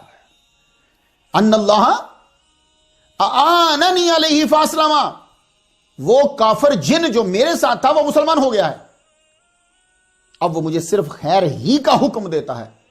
تو فرشتہ بھی آپ کو خیر کا حکم دیتا ہے. حضور صلی اللہ علیہ وسلم کا جو جن ہے وہ بھی خیر ہی کا حکم دیتا ہے. اس کے علاوہ کسی کا جن خیر کا حکم نہیں دیتا. تو اس سے دو باتیں تو واضح ہو گئی. پہلی یہ کہ حضور ہم جیسے نہیں ہیں، کیونکہ سب مولویوں کا جن بھی ان کو برائی ہی سکھاتا ہے، پر محمد مصطفیٰ صلی اللہ علیہ وآلہ وسلم کا جن آپ کو خیر بتلاتا ہے. تو حضور ہمارے جیسے نہیں ہیں. بھئی سب سے اچھا طبقہ تو مولویوں کا ہی نا. تو جب مولوی حضور جیسا نہیں ہے تو باقی کیسے حضور جیسا. دوسرا یہ بات واضح ہوئی کہ ہر مرد اور ہر عورت کے ساتھ ایک جن رہتا ہے مستقل، جو اس کو برائی کے بارے میں کہتا رہتا ہے. اس کا کام ہوتا ہے کہ ابلیس کی پیروی کرنا. یہ آپ کے خون میں دوڑ سکتا ہے، خون باڈی میں ہر جگہ جاتا ہے. یہ خبیث جن بھی پوری باڈی میں چلا جاتا ہے، دماغ و دل تک چل جاتا ہے. میں ایک حدیث پڑھتا ہوں، پہلے یقین کی مضبوطی کے لیے حوالہ جات سن لیجیے. بخاری شریف کتاب الاحکام، ابو داؤد شریف اور دارمی شریف. ذرا سنیے گا. ان الشیطان یجری من ابن آدم مجرى الدم. شیطان جاری ہوتا ہے، جہاں جہاں خون جاتا ہے یہ بھی جاتا ہے. یہ وسوسہ ڈالتا ہے. الذی یوسوس فی صدور الناس من الجنۃ والناس. یہ وسوسہ ڈالتا ہے. جنوں میں سے ہیں، انسان بھی. انسانوں کے دلوں میں وسوسہ ڈالتا ہے یہ خناس. یہ جنوں سے بھی ہوتے ہیں اور انسانوں سے بھی. جن جو وسوسہ ڈالتا ہے یہ سانپ کی شکل کا ہوتا ہے. یہ اپنا منہ دل کے اوپر یوں رکھ دیتا ہے اور وسوسہ ڈالتا رہتا ہے. اپنا منہ انسان کے دل پہ رکھتا ہے اور برائیاں انجیکٹ کرتا ہے. جو ہی بندہ اللہ کا نام لیتا ہے، اللہ، منہ یہ ہٹا لیتا ہے. جو ہی بندہ اللہ کے ذکر سے غافل ہوتا ہے یہ جن پھر اپنا منہ وہاں رکھ دیتا ہے. کچھ سمجھ آ گئی آپ کو؟ میں زیادہ تر آیات ہی اور احادیث صحیحہ ہی کوٹ کرتا جا رہا ہوں. اب میں یہاں آپ کو یہ بتا دوں کہ آپ اس جن کو، جو برا خبیث جن آپ کے ساتھ ہے، اس کو مغلوب کر سکتے ہیں، اس کو تھکا سکتے ہیں، اس کو ہرا سکتے ہیں. اب سن لیجیے. مسند امام احمد اور نوادر الرسول میں ہے، مومن اپنے شیطان کو اتنا بے بس کر دیتا ہے جس طرح تم میں سے کوئی شخص اپنے اونٹ کو سفر میں تھکا دیتا ہے. چلاتے رہو، بوجھ لاد دو، چلاتے رہو. وجہ کیا ہے؟ وجہ یہ ہے کہ مومن جب بھی کوئی کام شروع کرتا ہے، بسم اللہ، اللہ اکبر، بسم اللہ الرحمن الرحیم، بسم اللہ الرحمن الرحیم، یا کوئی دعا، آخر میں پھر اللہ کا ذکر، الحمدللہ، شکر مالک تیرا. یہ اس کی عادت ہوتی ہے مومن کی. اس وجہ سے شیطان کو نہ کھانا ملتا ہے اور نہ سونے کو ملتا ہے، نہ پہننے کو ملتا ہے. اب آپ جتنا سن رہے ہو اپنے خبیث جن کو تھکا دو، ہنا دو. کیسے؟ احیاء العلوم جلد 3 صفحہ 29.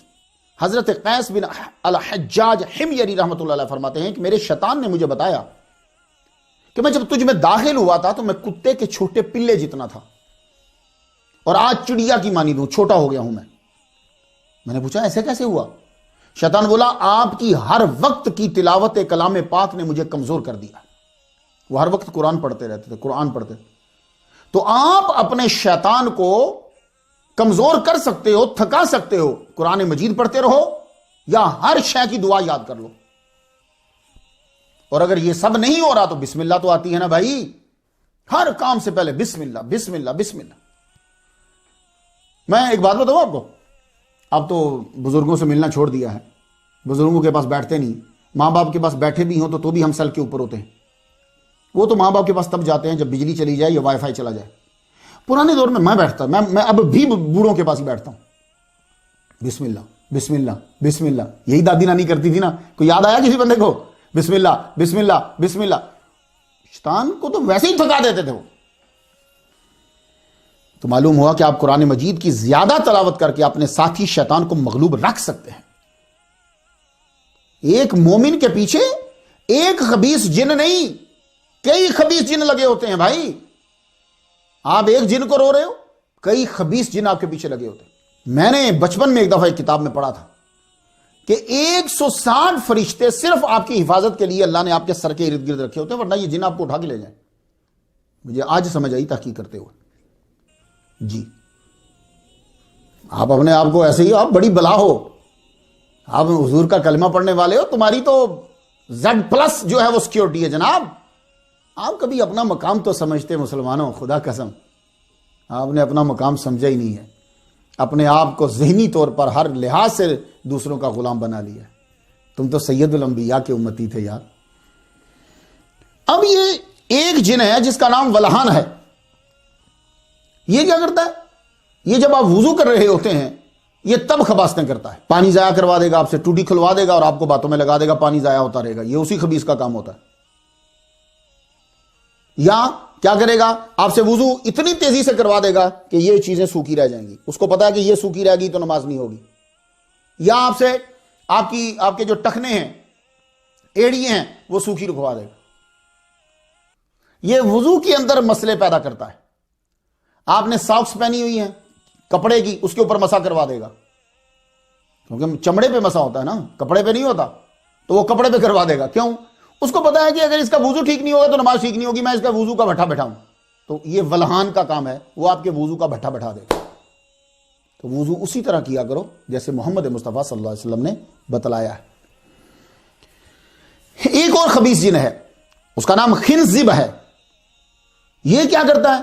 اگر آپ نے وضو ٹھیک ٹھاک کر لیا ہے، اب آگے اس کی ڈیوٹی لگ گئی. آپ نماز میں کھڑے ہو گئے، یہ آپ کو رکعات کی تعداد بھلا دے گا یا قرآن بھلا دے گا.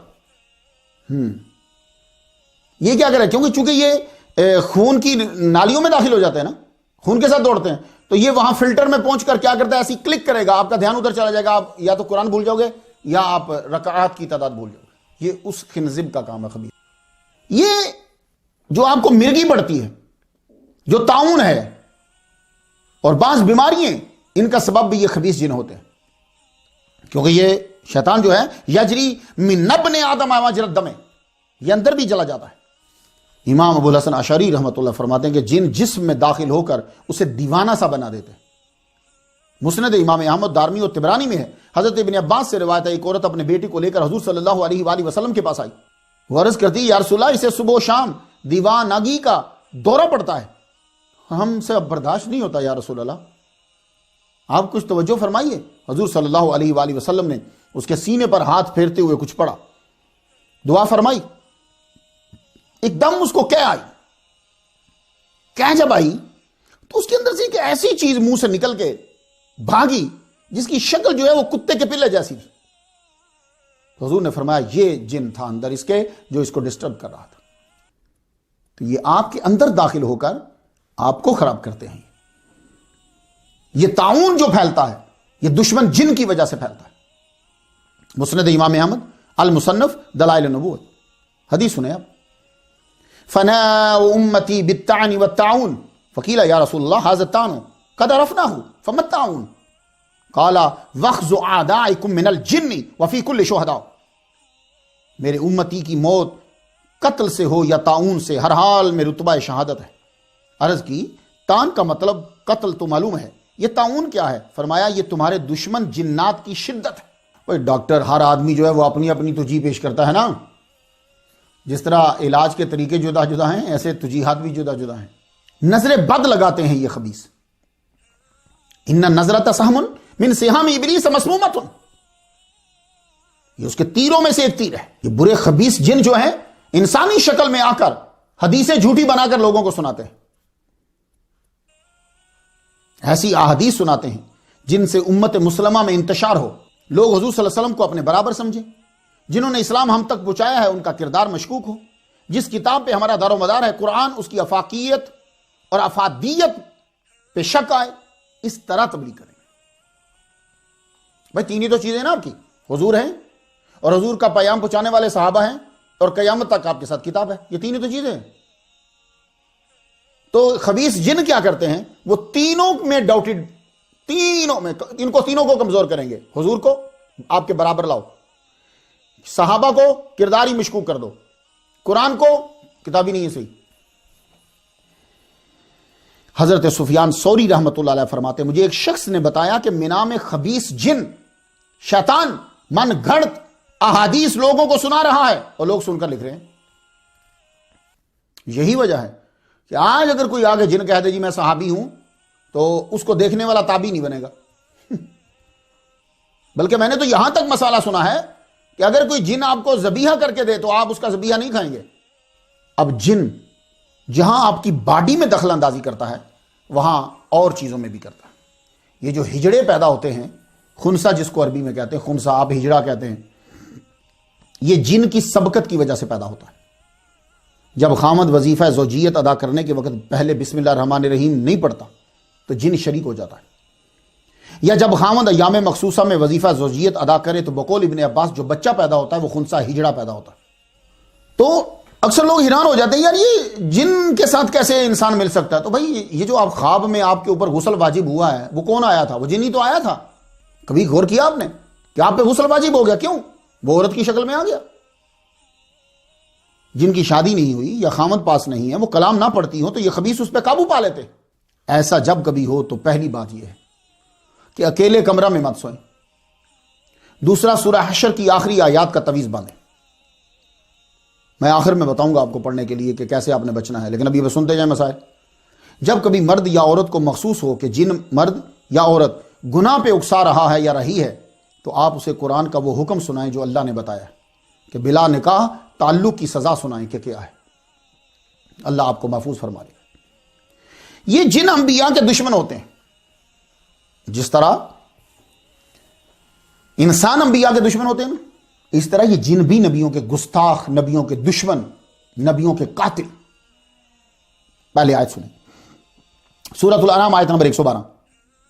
وَكَذَلِكَ جَعَلْنَا لِكُلِّ نَبِيٍّ عَدُوًّا شَيَاطِينَ الْإِنسِ وَالْجِنِّ، اور اس طرح ہم نے ہر نبی کے دشمن بہت سے شیطان پیدا کیے، انسانوں سے، جنوں سے۔ معلوم ہوا کہ نبی جب دین کی تبلیغ شروع کرتا ہے تو انسانوں کے ساتھ جن بھی دشمنی میں ساتھ ساتھ ہوتے ہیں۔ دیکھ لیجیے حضور صلی اللہ علیہ وآلہ وسلم کے جب قتل کے منصوبے بنتے تھے تو شیخ نجد ہی تو بیچ میں بیٹھا ہوتا تھا، شیطان شیخ نجد کے بوڑھے کی شکل اختیار کر کے آ جاتا تھا۔ خبیث ابلیس کا تو آپ کو معلوم ہے، اس نے انسانوں کے باپ آدم علیہ السلام کے آگے سر نہ جھکا کر اعلان جنگ کر دیا تھا اور رب کو کہہ کر آیا تھا۔ آپ میرا لیکچر 114 نمبر سن لیں، یہاں ایک جملہ بتاتا ہوں، سورہ 7 کی آیت نمبر 82 سے۔ کیا کہا تھا اس نے؟ قال فبعزتک لاغوینہم اجمعین، اے اللہ تیری عزت کی قسم ہے۔ دیکھو رب کی عزت کرتا ہے تو لفظوں پہ دھیان نہیں دیتے، عمل پہ دھیان دیتے ہیں۔ آج کل تمہیں سارے لوگ دھوکہ دے رہے ہیں، سیاسی ہوں یا مذہبی رہنما ہوں، وہ لفظوں سے تمہیں دھوکہ دیتے ہیں۔ تو اب یہ دیکھو کیا کہہ رہا ہے، اے اللہ تیری عزت کی قسم ہے میں ساروں کو گمراہ کروں گا۔ عزت اللہ کی کر رہا ہے، کام اللہ کے خلاف کر رہا ہے۔ اس وقت تمام برے بندوں اور برے جنوں کا یہ سردار ہے، یہ خبیث۔ تو یہ کن کو گمراہ کرنے میں لگا ہوا ہے؟ کن کو گمراہ کرنے میں لگا ہوا؟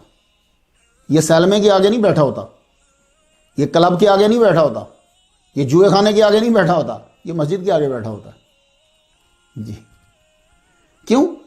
یہ کہہ کر آیا ہے لَأَقْعُدَنَّ لَهُمْ صِرَاطَكَ الْمُسْتَقِيمَ، میں لام تقید بنون سکیلا، میں ضرور بیٹھوں گا صراط مستقیم پہ۔ جی تو اس کو سیلمے میں بیٹھنے کی ضرورت ہی نہیں ہے،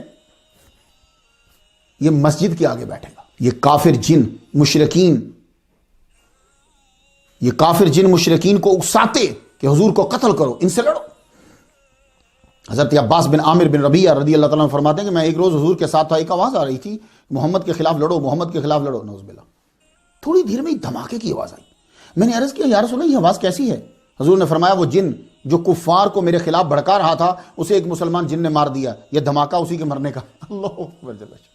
یہ خبیث جن آپ کے درمیان خصوصاً میاں بیوی کے درمیان لڑائی کو ہوا دیتے ہیں، یہ ان کا پسندیدہ مشغلہ ہے میاں بیوی کو لڑانا۔ یہ سب غور سے سن لو، جب گھر میں میاں بیوی آپس میں تھوڑی سی بات شروع ہوتی ہے یہ خبیث اس کو ہوا دیتا ہے، یہ عام اس کا کام ہوتا ہے۔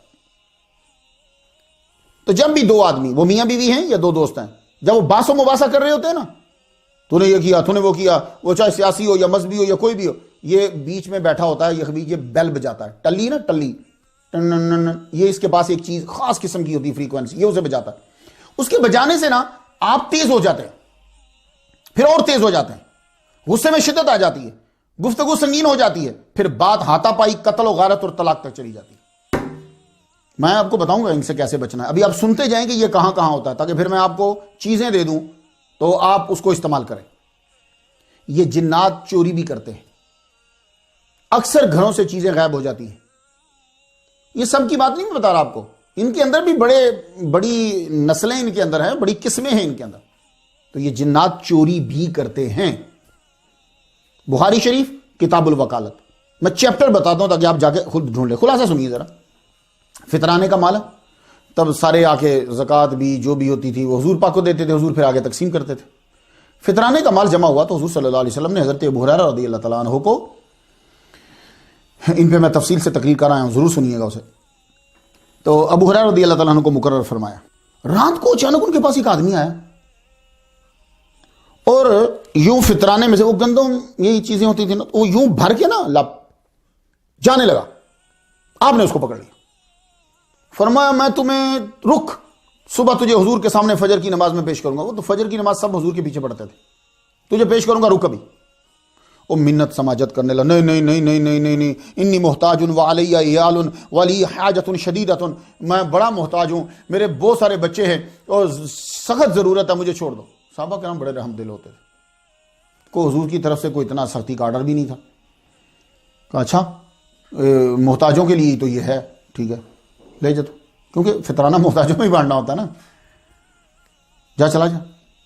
فجر کی نماز پڑھنے کی تو حضور نے دور سے دیکھتے ہی ہوئے کہا، حضور نے پوچھا یا ابا ہریرہ ما فعل اسیرک البارحہ، گزشتہ رات تمہارے قیدی نے کیا کیا تھا؟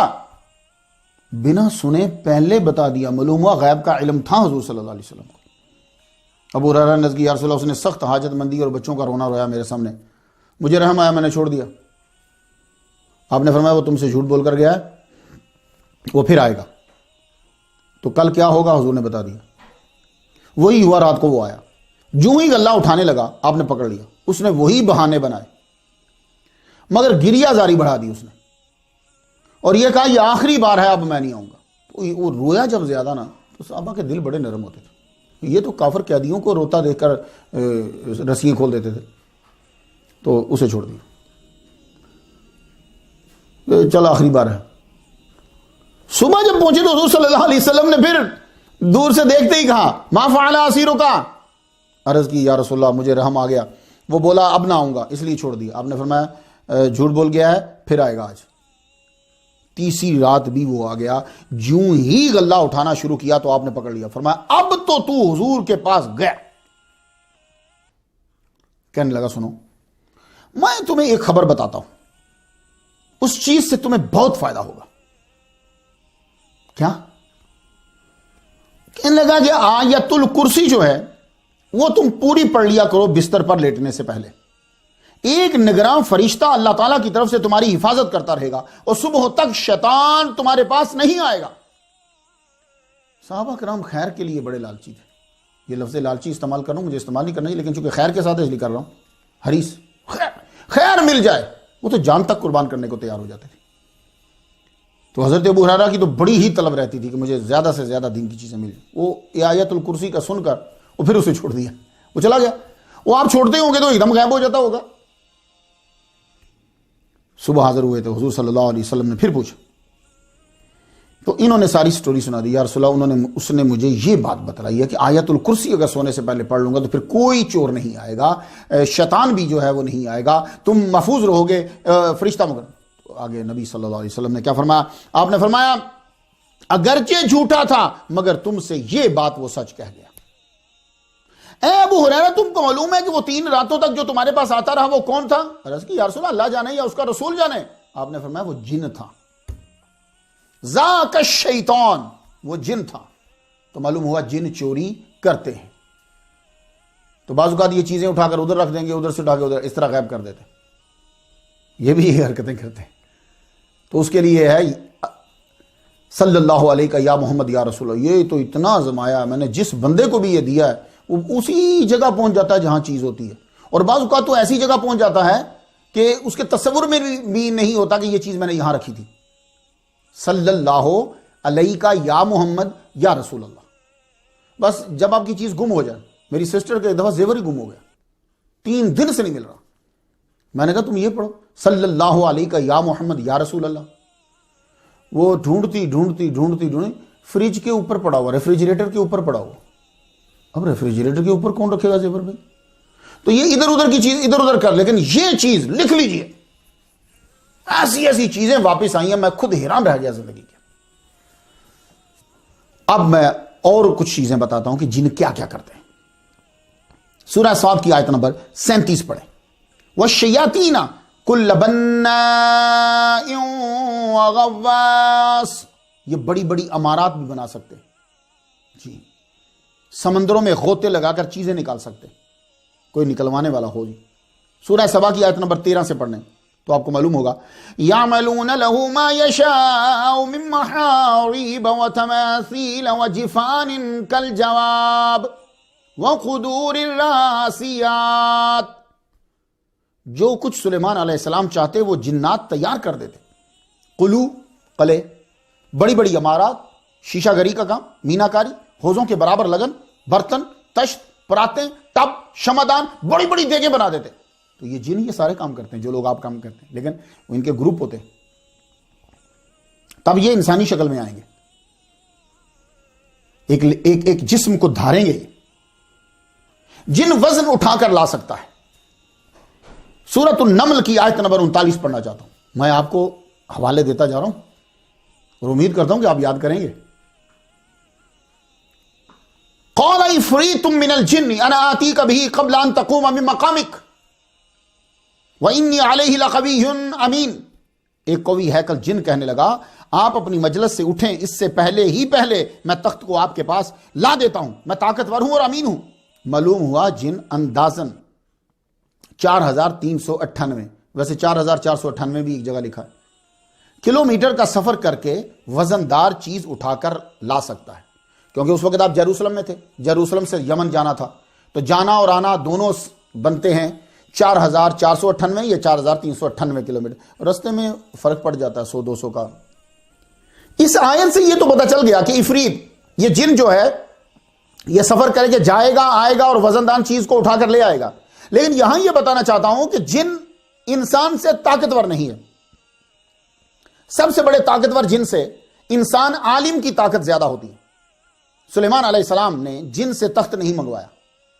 سن لیجئے غور, ہم سارے لوگ اللہ دین کا چراغ مل جائے اسی میں سے جن نکل آئے ہمارے سارے کام کر دے. سلیمان علیہ السلام نے سب سے بڑے جن سے کام کروایا ہی نہیں. آپ نے سنا نیچے بیٹھ, تیری سپیڈ ہی نہیں ٹھیک.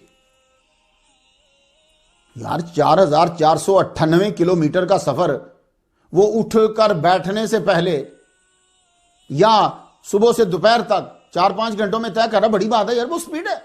فرمان نیچے بیٹھ, مجھے فیس چاہیے. تو قرآن کیا کہتا ہے؟ ایک زبور کا عالم بولا میں لاؤں گا آپ کی آنکھ جھپکنے میں.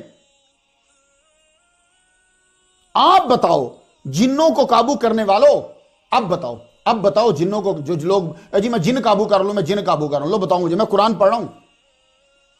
آپ سب لوگ جن قابو کرنے میں لگے ہوئے ہو. سلیمان علیہ السلام کہہ رہے ہیں جن کو نیچے بیٹھا, تیری سپیڈ ہی نہیں ٹھیک. اب ایک عالم جو اس دور کا عالم دین ہے, جو زبور کا تھوڑا سا علم رکھتا ہے, وہ تھا قال الذی عنده علم من الکتاب, اور وہ کتاب قرآن نہیں ہے، وہ زبور ہے۔ وہ کہہ رہا ہے کہ میں 4498 کلومیٹر کا سفر جو ہے وہ پلک جھپکنے میں، ٹوئنکلنگ ود ون این آئی، پلک جھپکنے میں طے کرتا ہوں۔ اللہ کے بندو، تم لوگوں سے پہلے بھی لوگوں ہی کی وجہ سے یہ جن چوڑے ہو گئے تھے۔ یہ جنوں کو تم نے چوڑا کیا ہے، حالانکہ طاقت تمہاری زیادہ ہے، کیونکہ حضور صلی اللہ علیہ وآلہ وسلم کے اعلان نبوت سے پہلے کاہن، جادوگر اور مسافر یہ جنوں سے مدد طلب کرتے تھے۔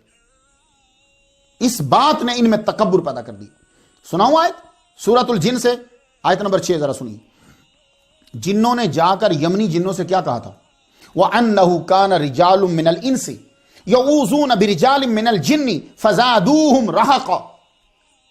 بات یہ ہے کہ چند انسان بعض جنات سے پناہ طلب کرتے تھے، مدد مانگتے تھے، جس سے جنات اپنی سرکشی میں اور بڑھ گئے۔ دیکھا کہ آپ نے جب جنات سے پناہ طلب کی، جنات سے مدد مانگی، ان کا تکبر بڑھ گیا۔ تو جنوں کو سر پہ تم لوگوں نے چڑھا رکھا ہے، یہ جو جنوں کو قابو کرنے میں لگے ہوئے۔ تو سب لوگ آج غور سے سن لو، یہ جن تم سے زیادہ طاقتور نہیں ہیں، تم ان سے زیادہ طاقتور ہو، لیکن کب؟ جب تم اللہ اور اس کے رسول کے سامنے عاجز و کمزور ہو جاؤ تو، یعنی تابع فرمان ہو جاؤ، ورنہ تو تمہیں ایک عام کیڑا بھی مر جائے گا۔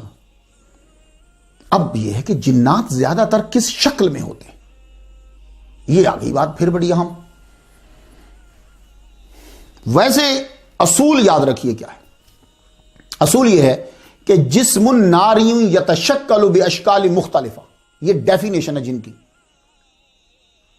کہ جن ایک ایسا ناری جسم ہے کہ جو مختلف اشکال میں ڈھل سکتا ہے، کوئی بھی شکل اختیار کر سکتا ہے، اور یہ ہر قسم کی شکل اڈاپٹ کر سکتا ہے۔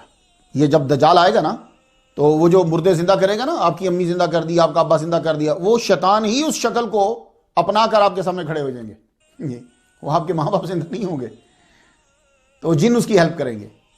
ایک ہستی ہے جن کی یہ شکل اختیار نہیں کر سکتا، وہ کون ہے؟ محمد مصطفیٰ صلی اللہ علیہ وسلم۔ تو فإن الشیطان لا یتمثل بی، حضور نے اعلان فرما دیا، شیطان میری مثل نہیں بن سکتا۔ اب ان کی کیا اقسام ہوتی ہیں؟ اب ان کی کچھ مختلف شکلیں ہوتی ہیں۔ ایک قسم تو ایسی ہے کہ جو حشرات الارض کی شکل میں ہوتے ہیں، یہ جن جیسے سانپ، بچھو، کیڑے مکوڑے، ان کی شکل میں بھی ہوتے ہیں۔ درندے کی شکل میں بھی یہ آ جاتے ہیں، خاص طور پر کالے کتے کی شکل میں آتے ہیں۔ مسلم شریف کتاب الصلاۃ، حضور صلی اللہ علیہ وسلم نے فرمایا الکلب الاسود شیطان، کالا کتا شیطان ہے، جن ہے۔ تیسری قسم جو ہے وہ ان کی یہ ہے، ہوا کی طرح یہ ہوتے ہیں، ہوا کی طرح۔ اب کچھ آپ کے علم میں اضافہ ہو، مکمل نہیں میں کہہ رہا، کچھ تو مسلمان جنوں کے اعمال کیا ہوتے ہیں؟ مشرک جنوں کا بارے میں نے آپ کو بتایا، اب مسلمان جن، جو مسلمان جنوں کے اعمال آپ سنیے۔ مسلمان جن نماز ادا کرنے مساجد میں آتے ہیں، یہ قرآن حفظ کرتے ہیں۔ ہم نے اپنے استاد فخر القرآن قاری عبد المجید اجمل، صدر مدرس جامعہ نعیمیہ گڑھی شولہ رحمۃ اللہ علیہ، ان سے بڑے واقعات سنے۔ جن مدارس میں قرآن حفظ کرنے آیا کرتے تھے، تاریخ جرجان میں ہے، ویسے اس کو کتاب و معرفت علماء اہل جرجان کہا جاتا ہے، یہ اس کا مکمل نام ہے۔ حضرت جابر رضی اللہ تعالیٰ سے روایت ہے کہ ہم حضور صلی اللہ علیہ وسلم کے ساتھ جا رہے تھے، ایک بہت بڑا اژدہا آیا، اس نے اپنا سر حضور صلی اللہ علیہ وسلم کے کان مبارک پر رکھا، چونکہ حضور مطمئن تھے، ہم بھی پیچھے کھڑے ہو گئے، حضور نے کوئی اشارہ نہیں کیا، وہ یوں رکھ کے اژدہا جو ہے وہ باتیں کرتا رہا، پھر حضور صلی اللہ علیہ وآلہ وسلم نے اس کے کان میں کافی دیر تک، یعنی مطلب کہ اس کی طرف منہ کر کے کافی دیر تک کچھ پڑھتے رہے، وہ چلا گیا۔ تو صحابہ نے عرض کی ہم شروع میں تو ڈر سے ہی گئے تھے، آپ نے فرمایا جنوں کے ایک گروپ کا سردار تھا، وہ سورہ سیکھنے آیا تھا، وہ سورت بھول گئے تھے، میں نے اس کو وہ سورت سکھا دی۔ چونکہ یہ اصلی سانپ نہیں ہے، اس لیے آپ یہ نہیں کہہ سکتے کہ سانپ تو سنتا نہیں ہے، یہ سانپ کی شکل کو اڈاپٹ کرتا ہے۔ مسلمان جن جو ہیں وہ حج بھی کرتے ہیں، عمرہ بھی کرتے ہیں۔ تاریخ مکہ میں ہے، ابن ابی دنیا نے بھی نقل کیا ہے۔ حضرت ابو طفیل رحمۃ اللہ فرماتے ہیں کہ جن کو سانپ کی شکل میں خانہ کعبہ کا طواف کرتے ہوئے پایا، 7 چکر پورے کیے تو حضرت عبداللہ ابن صفوان نے کہا تمہارا عمرہ پورا ہو گیا، ہمارے بچے تم سے ڈر رہے، اب جاؤ۔ وہ جہاں سے آیا تھا اسی طرف واپس چلا گیا۔ حضرت عطا بن رباح رحمۃ اللہ علیہ سے بھی ایک واقعہ ہے۔ آپ حضرت عبداللہ بن عمر کے ساتھ مسجد حرام میں موجود تھے، ایک سفید اور سیاہ رنگ کا سانپ آیا اور کعبے کا 7 مرتبہ اس نے طواف کیا، مقام ابراہیم کے پاس آیا۔ حضرت عبداللہ بن عمر رضی اللہ تعالیٰ عنہ نے قریب آ کر کہا امید ہے کہ تم نے عمرہ کے حکام کر لی ہے، کچھ مجھے ڈر ہے کہ کوئی انجانے میں تمہیں مار نہ دے، تم یہاں سے چلے جاؤ۔ وہ گھوما اور آسمان کی طرف اڑ گیا۔ بھائی نیا پھڈا کھڑا ہو جاتا نا، بارہا ایسا ہوا ہے۔ میرا یہ ٹاپک نہیں ہے، میں آپ کو صرف اشارہ دیتا ہوں، آگے تحقیق آپ بھی تو کیا کریں نا، ہمارا اتنا ٹائم لمبا ہو جاتا۔ اب سانپ کے متعلق بات جب آ گئی تو اس کے احکام کیا ہے؟ ایک صاحب نے جو غالباً ناگ کی پوجا کرتے ہوں گے کہا کہ مسلمانوں کے اندر بھی سانپ کی تعظیم کی جاتی ہے۔ انہوں نے ایک اجمالی بات کو اپنا تفصیلی مذہب سمجھ لیا۔ سانپ کو ماننے کا کیا حکم ہے؟ سنیے غور سے۔ جب صحرا میں ملے، اس کا مطلب یہ نہیں کہ وہ اپنے کام میں ہے اور آپ پیچھے جا کے اس کو مار کر آؤ، جا رہے تو جانے دو، لیکن اگر آپ کو خطرہ ہو گیا تو فوراً سے مار دو۔ صحرا میں گھر میں نظر آئے تو یہاں اختلاف ہے۔ کچھ علماء کہتے ہیں مار دو، کچھ علماء کا کہنا ہے کہ اس کو 3 بار تنبیہ کرو، چلا جائے تو ٹھیک ہے ورنہ مار دو۔ میں آپ کو مسلم شریف سے حدیث سناتا ہوں، یہ موطا امام مالک میں کتاب الاستیزان کے اندر ہے، غور سے سنیے گا ذرا۔ انا بالمدینۃ جنن قد اسلموا، تو حضور نے فرمایا کہ آج کل مدینہ میں جن ہیں جنہوں نے اسلام قبول کیا ہے، تو جب تم ان میں سے کسی شے کو دیکھو تو اسے ڈراؤ۔ یہ میں اب خلاصہ ترجمے میں اکثر خلاصہ کر دیتا ہوں جو میں نے کافی جگہوں سے پڑھا ہوتا ہے۔ تم اسے ڈراؤ کا مطلب کیا ہے؟ یعنی اسے یہ کہو کہ تم نے عہد کیا نوح علیہ السلام سے، تم نے عہد کیا سلیمان علیہ السلام سے کہ ہمیں نقصان نہیں پہنچاؤ گے تو چلے جاؤ۔ اگر وہ تیسرے دن پھر نظر آ جاتا ہے تو اب مار دو۔ باقی سب احکامات سانپ کے بارے میں انہی دنوں کے ہیں۔ جیسے ایک فرمان ہے ان رسول اللہ صلی اللہ علیہ وسلم نہا عن قتل الحیات التی فی البیوت، موطا میں ہے عن قتل الجنان الا ذات طفیتین، حضور نے منع فرمایا حیات سانپوں کو مارنے سے جو گھروں میں ہیں، مگر جو گھر میں وہ ہے ذات طفیتین جو ہے۔ اب ذات طفیتین کے میں نے 2 ترجمے پڑھے ہیں، ایک ترجمہ پڑھا ہے جن کے سروں پہ 2 نقطے ہوں، ایک میں نے اس کا ترجمہ پڑھا ہے white two with 2 white lines on its back، اس کو فوراً مار دو۔ والابتر، اور جس کی دم کٹی ہو اس کو مار دو۔ اب ان ساری چیزوں کو سمجھنا ہوتا ہے، صرف ایک چیز پڑھ کے فیصلہ سادہ نہیں کرنا۔ اب ان کو مارنے کا کیوں حکم دیا؟ فَإِنَّهُمَا يَخْتِفَانِ الْبَصَرَ وَيَطْرَحَانِ مَا فِي بُطُونِ النِّسَاءِ، یہ آنکھوں کی بینائی چھین لیتے ہیں، اور جو ماں کے پیٹ میں ہے اسے گرا دیتے۔ اتنے خطرناک ہوتے ہیں، مار دو ان کو۔ اب میں تلاش کرنے لگا کہیں تشریح میں مجھے مل جائے، تو ابو لبابہ کی ایک حدیث میں پڑھ رہا تھا تو اس کی تشریح میں لکھا ہوا گھروں میں پتلے سفید سانپ ہوں تو انہیں مت مارو، لیکن یہ بھی انہی دنوں میں، تو اس کو پہلے تنبیہ کرو۔ تو وہ جو گھر ہوتے تھے نا آج کل کے گھروں کی طرح نہیں ہوتے تھے، کھلے گھر ہوتے تھے، تو اس کا کہیں جاتے چلتے ایسے چلے گئے۔ ان بیانات سے یہ ظاہر نہیں ہوتا کہ ہم سانپوں کا احترام کرتے ہیں، بلکہ احتیاط تھی کہیں جن کا قتل نہ ہو جائے اور پھر آپ مشکل میں پڑ جائیں، جیسا کہ واقعات سے واضح ہوا۔ اب میں آپ کو ایک واقعہ سناتا ہوں۔ تفسیر روح البیان کے ترجمہ کرتے ہوئے شیخ القرآن والحدیث علامہ فیض احمد اویسی رحمۃ اللہ علیہ نے لکھا کہ شاہ ولی اللہ رحمۃ اللہ علیہ 113 نمبر سٹوری پہ میں بیان کر رہا ہوں، شاہ ولی اللہ رحمۃ اللہ نے ایک سانپ مار دیا، وہ تھا جن اٹھا کے شاہ ولی اللہ کو لے گئے، کہنے لگے جی قصاص، بادشاہ کے سامنے پیش کر دیا، بادشاہ جن کے سامنے، ان کو قتل کریں جی، انہوں نے ہمارا بندہ مار دیا، میں نے جن مار دیا۔ کیس کی سنوائی شروع ہوئی تو ایک بوڑھا جن آ گیا ہے، کہنے لگا جی آپ ان کو نہیں مار سکتے۔ مجھ تک ایک حدیث پہنچی ہے، فرمان پہنچا ہے جو میں نے سنا ہے، وہ کیا ہے؟ انہوں نے کہا فرمان یہ ہے کہ من قتل فی غیر ذیہ فدمہ حدر، اگر ایسے شخص کو قتل کر دیا جائے جو ایسی وضع اور لباس میں ہو جس کا قتل کیا جانا جائز ہو، اسے کوئی قتل کر دے تو اس کا خون معاف ہے۔ یہ فرمان سن کر شاہ ولی اللہ کی جان چھوڑ دی بادشاہ نے، ورنہ قصاص میں گئے تھے کیونکہ انہوں نے سانپ کو مار دیا۔ اب سمجھ آئیے آپ کو کہ تب کیوں منع کیا تھا؟ اس لیے کہ جن آتے تھے اور اسلام قبول کرتے تھے۔ اب تفسیر البیان میں سورۃ الجن کی تفسیر میں حضرت العیزا بن حریث، یاد رہے گا، العیزا بن حریث العبدی رضی اللہ تعالیٰ عنہ سے روایت ہے، محدثین نے آپ کو سکہ قرار دیا. آپ نے فرمایا کہ ابن مسعود رضی اللہ تعالیٰ عنہما، یہ ان کے ایک صاحب جو ہیں، انہوں نے قصہ سنایا کہ ہم جا رہے تھے تو راہ میں ایک تڑپتا ہوا سام ملا ہمیں، وہ دیکھتے دیکھتے وہ مر گیا. تو صفوان بن معطل انہوں نے کیا کیا کہ اپنے امامہ شریف لے کر اس کا ایک حصہ جو ہے وہ پھاڑ کے اس کے اندر اس کو لپیٹ کے دفنا دیا. اگلی منزل تک ہم پہنچے تو دو عورتیں آئیں، آ کے پوچھنے لگیں کہ عمر بن جابر کو کس نے دفنایا تم میں سے؟ سارے ایک دوسرے کا حیرانی سے منہ دیکھنے لگے. وہ کہنے لگی کہ آپ نے کسی زخمی سانپ کو دفنایا ہو کہ ہاں یہ صفوان بن معطل نے اپنا امامہ پھاڑ کر جو ہے اسے دفنایا. کہنے لگے وہ عمر بن جابر تھے. عورتیں کہنے لگی یہ وہ ہیں کہ جنہوں نے حضور صلی اللہ علیہ وآلہ وسلم پر کے ہاتھ پر اسلام قبول کیا تھا. یہ وہ ہیں عمر بن جابر کہ جنہوں نے حضور صلی اللہ علیہ وآلہ وسلم سے قرآن سنا تھا، آپ کے ہاتھ پر اسلام لائے تھے. تو مسلمان جنوں اور کافر جنوں کا جہاد شروع ہوا، لڑائی شروع ہوئی تو یہ بیچ میں زخمی ہو گئے، مگر یہ چاہتے تھے کہ کوئی حضور صلی اللہ علیہ وآلہ وسلم کا چاہنے والا ہی مجھے دفنائے، اس لیے یہ آ کر گرے تمہارے رستے میں. تو صفوان بن معطل سے کہنے لگی آپ کو اگر کوئی دنیاوی غرض آپ کی ہے تو ہم آپ کی پوری کر دیں. آپ نے فرمایا نہیں، میں نے تو اللہ کی رضا کی خاطر یہ کیا. کچھ سمجھ آیا آپ کو؟ اب ایک بہت اہم مسئلہ، جنوں کی انسانوں سے شادی. یہ سوال مجھ سے بارہا پوچھا گیا ہے. پہلی بات، ان کی آپس میں تو شادیاں ہوتی ہیں، یہ ذہن میں رکھیے گا. ان کے اولاد آگے چلتی ہے، اس کے تفسیروں کے اندر تو بہت باتیں ملتی ہیں، لیکن میں وہی بیان کرتا ہوں جو عقل میں آ بھی تو جائے.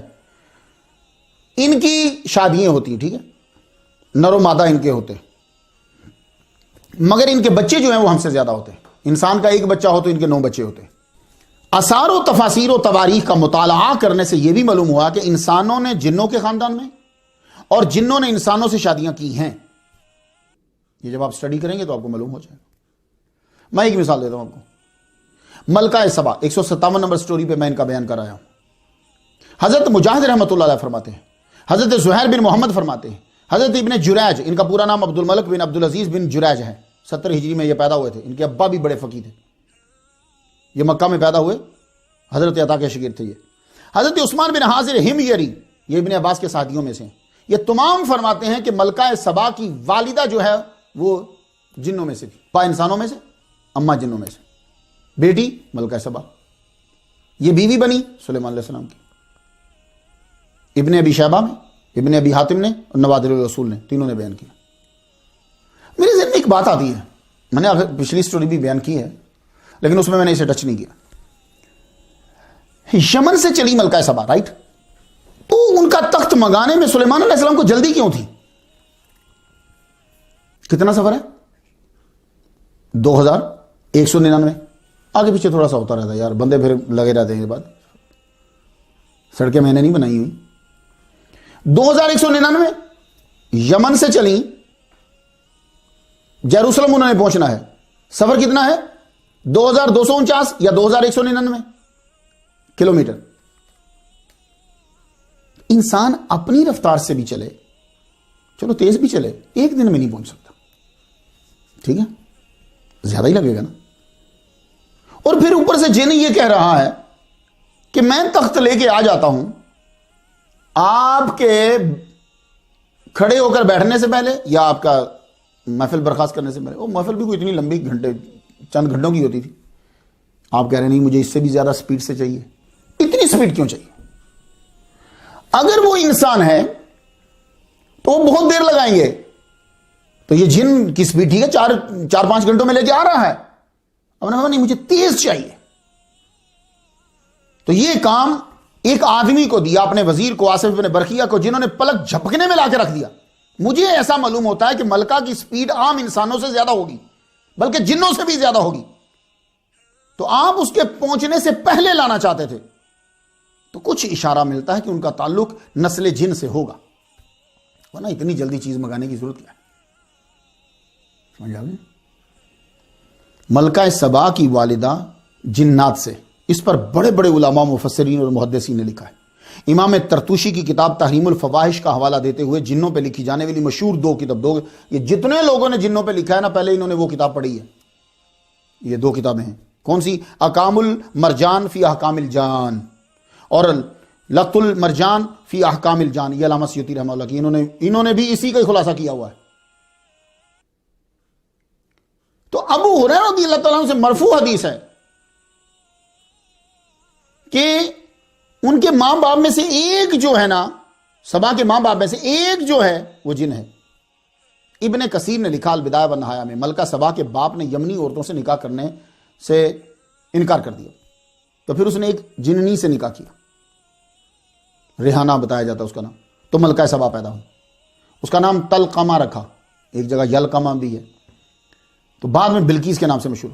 تفسیر طبری میں بھی یہی ہے، تفسیر در منصور میں بھی یہی ہے. حکیم ترمذی ابن مردویہ نے عثمان بن حاضر الحمجری سے بھی روایت کی ہے، جو ابن عباس کے ساتھی ہیں. انہوں نے یہ لکھا ہے کہ ان کی ماں جو ہے وہ جنی ہے. ابن عساکر نے یہی خبر دی ہے. ایک کتاب ہے غمز و عیون البصائر شرح کتاب الاشباح والنظائر، اس میں لکھا ہے کہ ان بلقیس من بنات الجن ہے، وہ جن کی بیٹیوں میں سے ہے. امام قرطبی نے کہا ہے کانت ان بلقیس من الجن، ملکہ سبا جن ہے. تو اس روایت پہ لوگوں نے ضعف کا لفظ استعمال کیا ہے سعید بن بشیر کی وجہ سے، لیکن ضعف کس وجہ سے قرار دیا ہے یہ آپ کو نہیں پتا ہوتا. تو یہ بھی ایک علم ہے کہ بھئی کہاں یہ ضعیف ہے.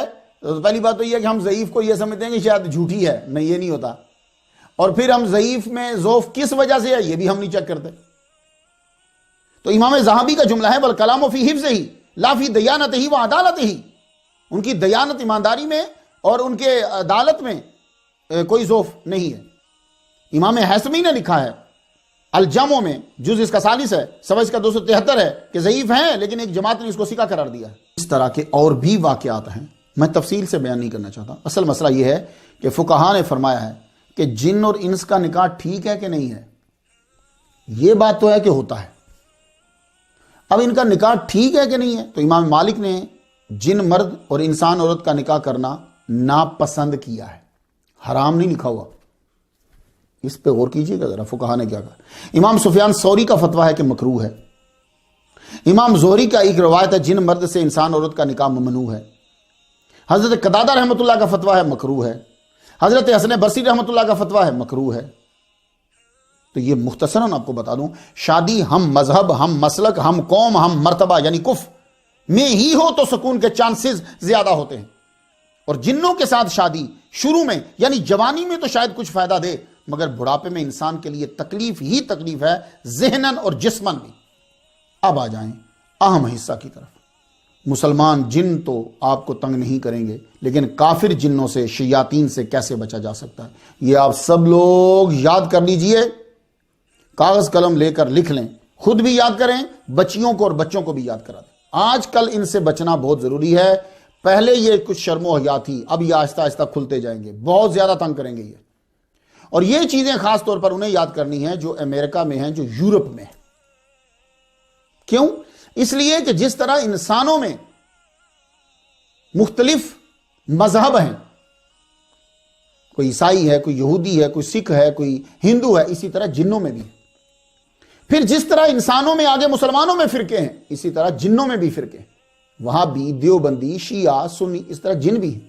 تو اب آپ کو برے جنوں سے بچنا ہے تو میں آپ کو ٹیبلٹ میڈیسن اب دینے لگا ہوں. اب آپ لکھتے جائیے، ساری استعمال کیجئے یا ان میں سے ایک ایک استعمال کر لیجئے.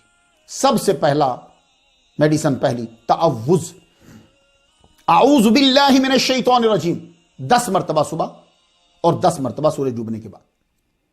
وَإِمَّا يَنزَغَنَّكَ مِنَ الشَّيْطَانِ نَزْغٌ فَاسْتَعِذْ بِاللَّهِ إِنَّهُ هُوَ السَّمِيعُ الْعَلِيمُ. اگر تم کو شیطان کی شرارت پریشان کرے تو اللہ کے ساتھ پناہ طلب کرو، بے شک وہی سننے والا اور جاننے والا ہے.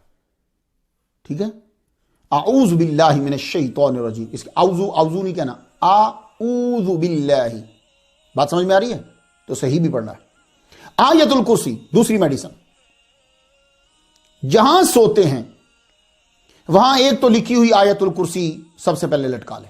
یہ یورپ والے جتنے، امریکہ والے جتنے، سب سے پہلے فور امیڈیٹلی جہاں آپ سوتے ہیں آپ کے سر کے اوپر، ٹنگ سر کے اوپر آیت الکرسی لی. اس لکھی ہوئی سے بھی ان کو تکلیف ہوتی ہے بڑی، وہ سب سے پہلے وہ لٹکائیں. دوسرا، سونے سے پہلے ایک مرتبہ بلند آواز سے آیت الکرسی ضرور پڑھیں. صبح تک ایک فرشتہ کھڑا رہے گا. لو زیڈ سیکیورٹی بالکل بیڈ کے پاس اور یہ یاد رکھیے گا، یہ فرشتے شریعت کے پردے کو کراس نہیں کرتے. ہاں یہ آپ سمجھ گئے ہوں گے میں کیا کہہ رہا ہوں. تو یہ آپ کو جن کی شرارتوں سے بچائے گا. تیسری گولی لیجیے، تیسرا علاج، سورہ بقرہ کی تلاوت. آپ جب بھی نیا گھر لیں یا پرانے کسی گھر میں شفٹ ہوں تو ایک مرتبہ سورۃ البقرہ کی تلاوت، پانی کی باٹل آپ نے سامنے رکھ لینی ہے اور خود پڑھا کرو.